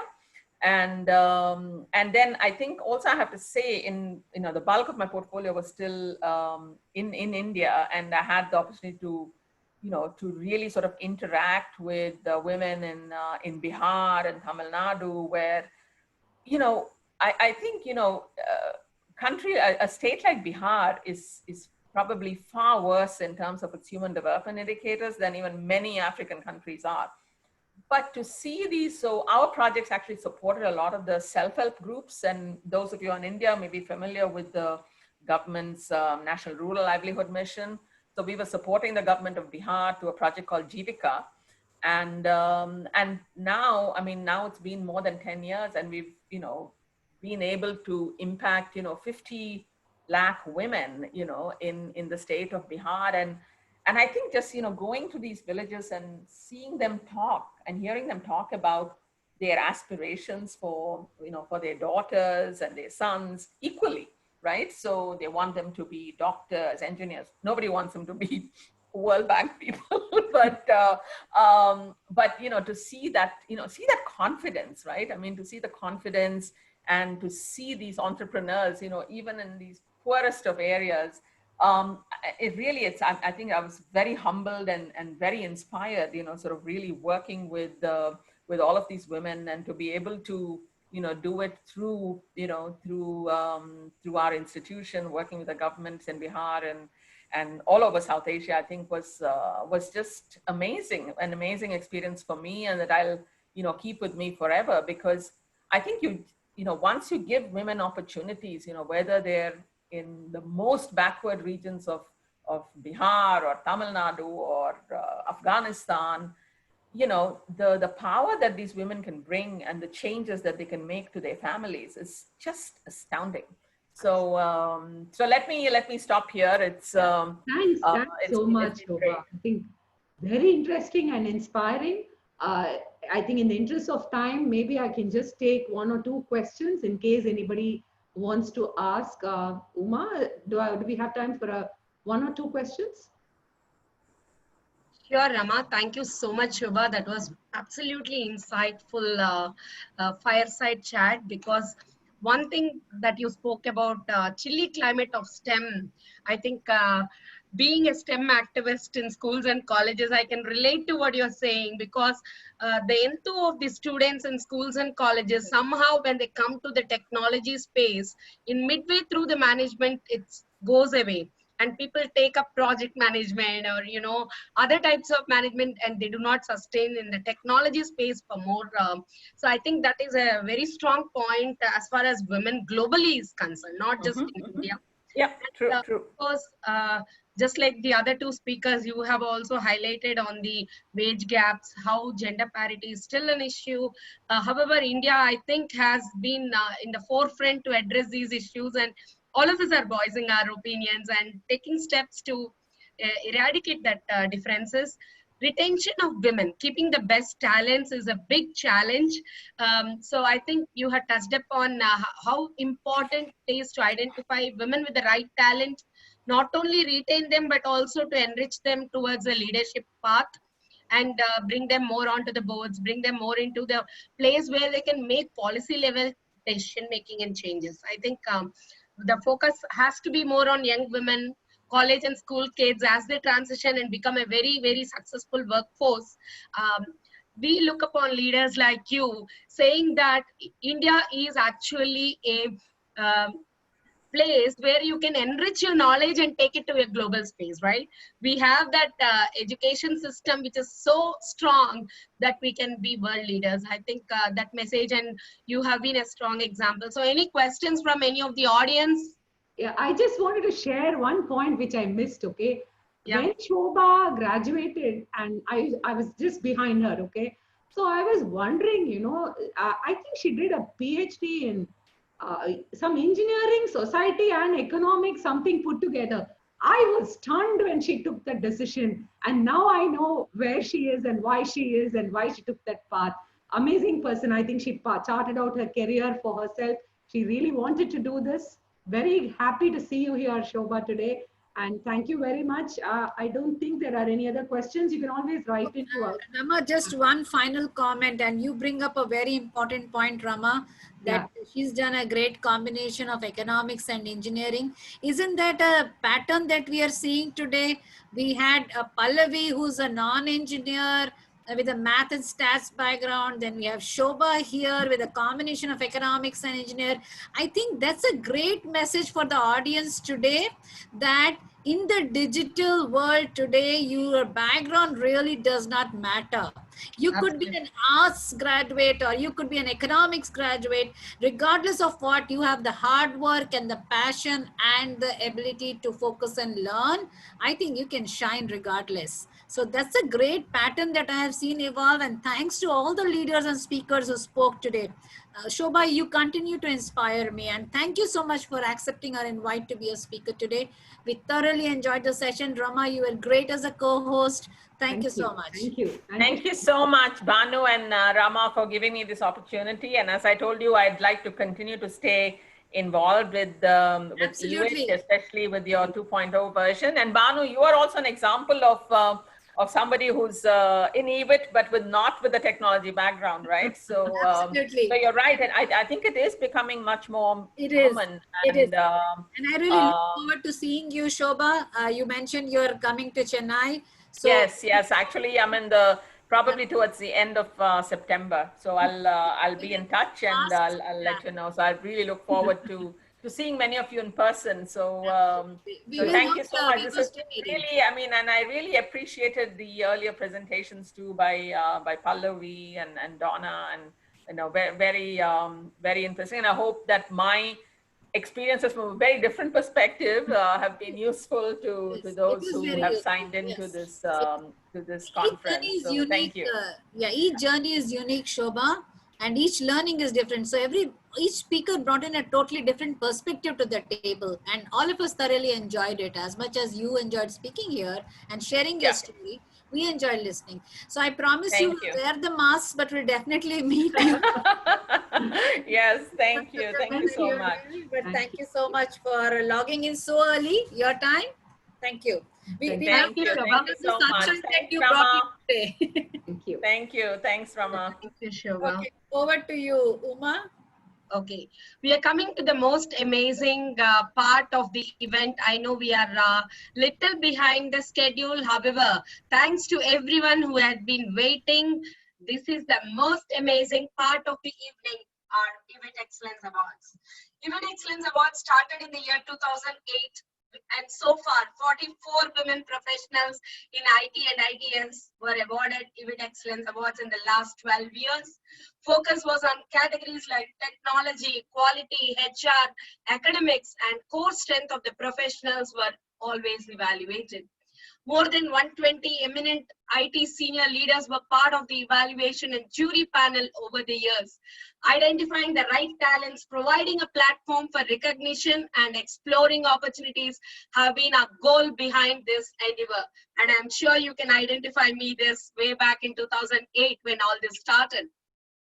Our Excellence Award alumni is our strength today, with many of them becoming potential eWIT leaders and stars in making. All of them were part of this eWIT Excellence Awards 2020. Each one of them contributed in identifying talents and also spreading the message of a contest, a logo, and also the eWIT Excellence Award nominations. Each one of them went ahead, taking responsibilities and sharing their strengths in the areas that we needed help. So we from eWIT Governing Council as well as the core committee thank you all for your wonderful contribution. I don't want to call out names, but each one of you have been a champion of this cause this year. eWIT Excellence Awards, how can it be without our excellent jury panel? We had our own Namagiri Ramesh, Sukanya Subramanian from CTS, Raghunath Krishna Rao, one of the best artists that we can think of in the Chennai city today, Vidya Durai from BNYMLN as well as eWIT Governing Council, Radhika Chandrasekhar from RRD Donley as well as our Governing Council, Jamuna Swami who fondly represents eWIT, ISACA and Ask for any technology space. She's been there, Soumya Mahadevan and Nirmala Gopalakrishnan. We also had Rajeshwari Victor and Balaji Chakravarti who helped us in the academic assessment. As usual, our jury panel cannot be full and complete without Sharada Ramani and Vijay Rao. We also had Jayashree Kasturi participating as a jury panel. And the last 5 members in the slide down you see are the core committee, Banu Rekha Kondar as the president, Umashri as the vice president, Ruth as the secretary, Lata Ramesh as a pillar of support and treasurer, and the expert back-end support from Bhuneshwari. We fondly call as Buna. Without her, I think this day wouldn't have been possible. Coming to the logo contest for eWIT 2.0, with an attempt to see how best we can redesign, rebrand, and restructure eWIT 2.0, we started with an effort to transform even our logo. With that, we went ahead with objective of community participation and involving many people from the IT and ITS, and to bring in a new logo that we can replace. We had an amazing reach of more than 60 people sending 86 entries, and each of the EA alumni team started promoting this contest and reached out to the participants. A very big thank you to our jury, which included expert artist Raghunath Krishna Rao, who made the final calling because we were so confused on to what to do when we had 4 great entries that you are seeing on the screen. Jayashree Ramachandran, Meenakshi, Punita Ravi, Aunty Velu were the 4 shortlisted entries, and these 4 entries had a tough competition against the existing logo. And the special mention is that the design from Ramya, which was very creative and had a lot of meaning, unfortunately, because of the technical difficulties involved in accepting this logo for all our branding purpose, we could not go forward. However, when the eWIT existing logo competed against the final 4 entries, it stood apart. So we are very happy to update all today that we are continuing with the existing logo. However, thank you everyone for sending those beautiful entries. We are absolutely delighted to see the participation and also the logos actually coming up with the kind of expectation that we had. However, the existing logo survived with the competition and said, I am here to go forward as well. Thank you so much. Now I introduce the women who are making a part and parcel of our eWIT Excellence Awards tonight. Today, we are very happy to be presenting the first award winner, Purnima M. Thakur from Accenture, as the Emerging Women in Technology. Do we have Purnima in the audience today? Purnima, can you speak out? Yes, I'm there. Thank you. Thank you Hi, so much. Purnima. Thank you so Hello. much. Congratulations. Thank you. Thank you. So, Purnima, a big congratulations to you. You have been the emerging women in technology for this year. And Thank you so we will much. be It's really an honor. Thank you. we will be sending you a citation, and all these awards also carry a cash prize of rupees 5,000 from eWIT, which will be sent to you after this event. Sure, And you can post this on LinkedIn too. So this is a certificate which will be signed by both Banu and Ruth and will be couriered to you, Purnima. Thank you. Thank you once again. Great. Good job, Purnima. Thank you, ma'am. Now we come to the emerging women in IT and innovation. Manisha Gandhi, lead software engineer from Verizon. Congratulations, Manisha. Do we have you on the call today? I think she has left the audience. I saw her joining. We will pass on her certificate. Congratulations for the excellent contribution in the field of IT and IT years and achievements in innovation. We now call upon Shivashankari Shekharan as the rock star woman in technology. Shivashankari is from HCL Tech. Do we have her in the audience today? Yes, Uma, I'm here. Thank you so much. I'm really honored for such a award, and Can thank you you so switch much. on your video, Shiva? We want to see you. Congratulations, Shiva. We want to see the star. I'm sorry. Awesome. Great. Congratulations. Congratulations, Shiva. Congratulations. Proud of you. Thank you. Really honor, and it's a great You may be presentation. proud. And Speakers, it was great learning to me. A long way to go. Thank you, eWIT. thank you. And you know what? Revati must be very excited being part of the eWIT Excellence alumni team and also saying that I will bring my entire team today evening because I have a shortlisted candidate who is from our group. So thank you, Revati, for that momentum. And it is a happy moment for us to be presenting you this award.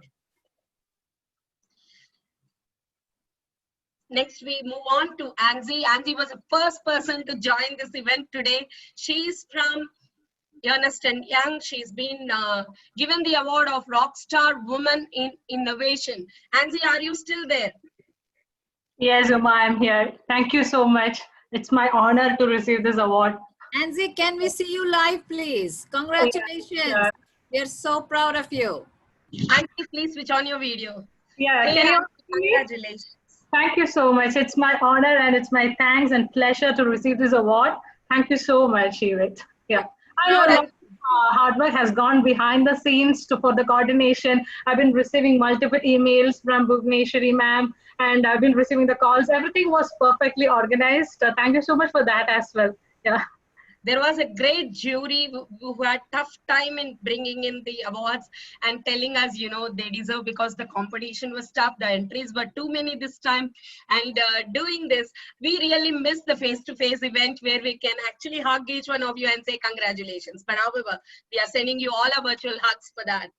Yeah, thank you. Thank you, Nancy. Bye.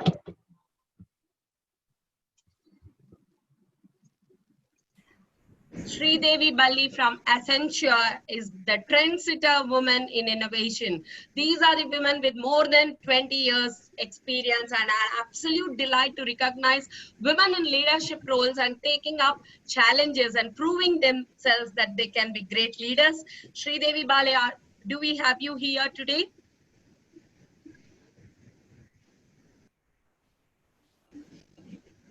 Okay, I think she's not here.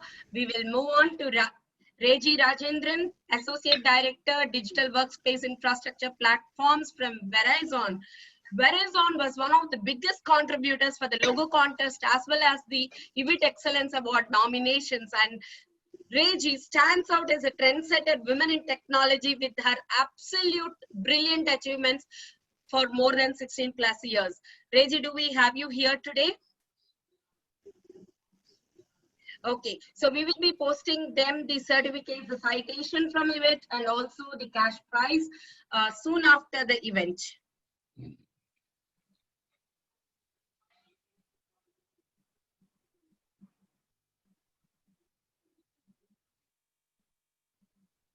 somebody has paused my screen sharing. Can you guys see the Reggie Rajendran's certificate? Yeah, All we can right, see okay. Reggie. Yeah. Reggie, congratulations. Are you on? Reggie, are you here?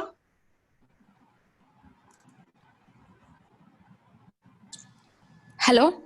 Yeah. Yeah, I'm Jayashree here. Yeah, Jayashree. Yeah, tell me. Yeah, we're calling out for Reggie. Do we Sorry? have Reggie? Do we have Reggie Rajendran? Reggie Rajendran. You flash her certificate, Uma. I don't think she's there. Yeah. Okay. Okay. You can move on, Uma. Okay, okay. Coming up.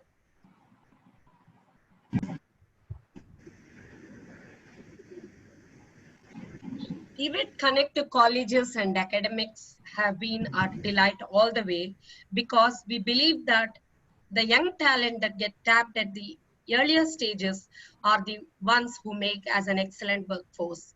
The eWIT academic initiatives promotes IT as a preferred career choice for women. To help students make informed career decisions, eWIT collaborates with academic institutions by preparing students through workshops aimed at enhancing life skills. We now want to pause and thank two amazing pillars for this initiative, Indira Jagan and Vidya Durai, for their constant support for this initiative from eWIT, connecting to colleges. Dr. Vaidehi Vijay Kumar, the academic icon of eWIT Excellence Award 2020. Ma'am, thank you so much because you were one of the first people to join the event today, and such a happiness to see you watching us all the 4 hours and supporting us. I would like to read about her. Dr. Vaidehi Vijay Kumar, the Vice Chancellor of Mother Teresa Women University, Kodaikanal, is a renowned academician and research scholar with 40+ years of academic experience. She did her BE in ECE at College of Engineering, Guindy, University of Madras, ME in Applied Electronics from MIT. She also did her PhD in scheduling algorithms for multi-process systems and their applications in the Kalman tracking algorithms at MIT. She underwent advanced training in multimedia networking from Toronto, Canada. She is the recipient of several awards, and eWIT is today very proud to present the academic icon of eWIT Excellence Awards 2020. Congratulations, Dr. Vaidehi Vijay Kumar. We kindly request you to share with us 2 words as we see you sitting there and watching us all the way from Kodaikanal. Please go ahead, ma'am. Thank you very much, eWIT committee, and it is a pleasure to join this group, and definitely we will support all the women empowerment initiative, whatever you are doing. And this particular award will definitely help me, motivate me to serve more for women education, especially rural women education. Thank you very much for considering my application. Thank you. Thank you, Dr. Vaidehi. Really appreciate all the good work that you're doing. On behalf of eWIT, please accept our congratulations. Thank you very much, madam. Anytime you're coming to Chennai, please do come and visit us, ma'am. When things become normal, we look forward for your interaction in person, ma'am. Definitely, madam. And also bring pleasant weather from Kodaikanal. Yes, yeah, we are sweating here, and I can see you in a sweater. So yeah. I feel like, time They're to get giving you the weather there. Stay it safe. Is raining and it is very chill. Oh, beautiful. Thank you, ma'am. Thank you.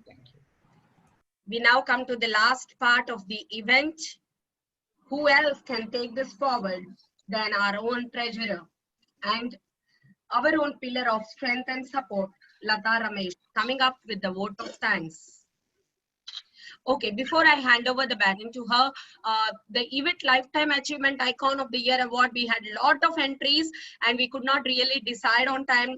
So we have taken this up as a separate event coming up very soon. So you will be hearing us on Lifetime Achievement Icon of the Year Award from eWIT very, very shortly. So kindly bear with us for not filling up this space today. Over to you, Lata. Lata Ramesh is a management graduate and seasoned IT professional with around 4 decades of experience in project program management, process consulting, system audit, and training in IT industry.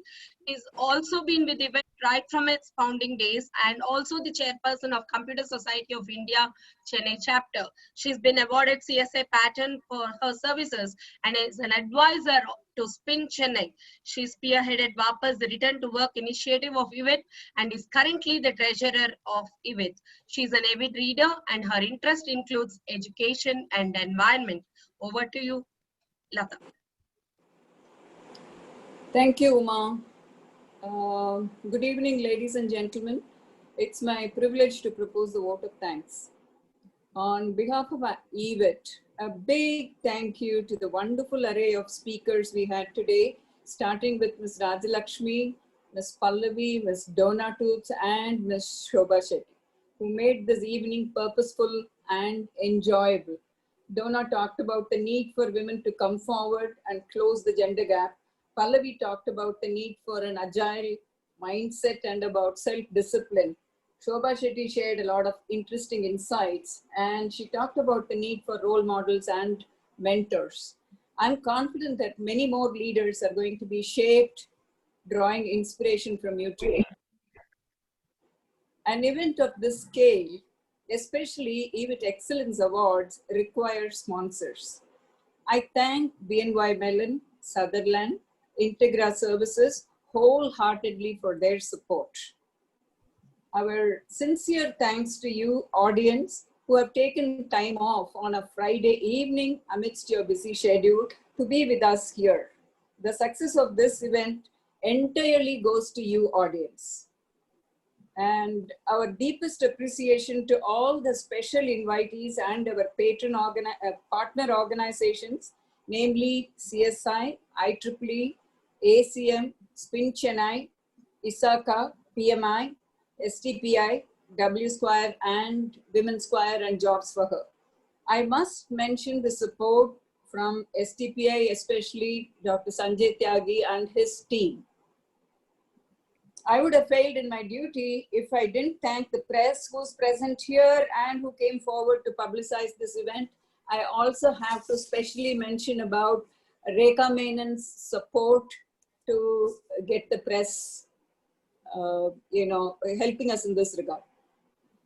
eWIT Excellence Award is a much awaited one in the corporate world. We had wonderful participation for the various categories and also the logo contest. Thank you, participants. Thank you all. We had several jury members who went through all the submissions meticulously and chose the winners. Thank you, jury members, and doing it in record time. We needed the names of the winners last week and they just finished the job on time. Ladies and gentlemen, an event like this cannot happen overnight. The wheels start rolling weeks ago.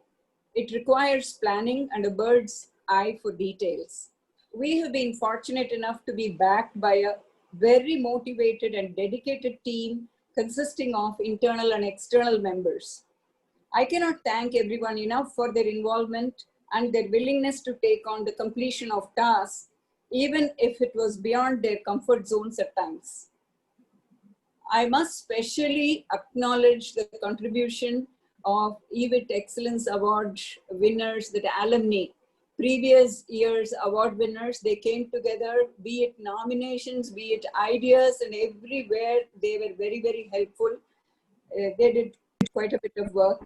And I must mention Praveen and team, I2I Suganya and ICM, they deserve a big applause. And I2I Suganya, I think she's also connected here. She's the one who's setting up our Zoom meeting. And Praveen and team for all the creators, and ICM, of course, have been our backbone of support right through.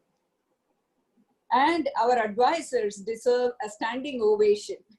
And the only thing is, in this virtual meeting, I do not know how that's going to be possible, but they do deserve for their support and guidance.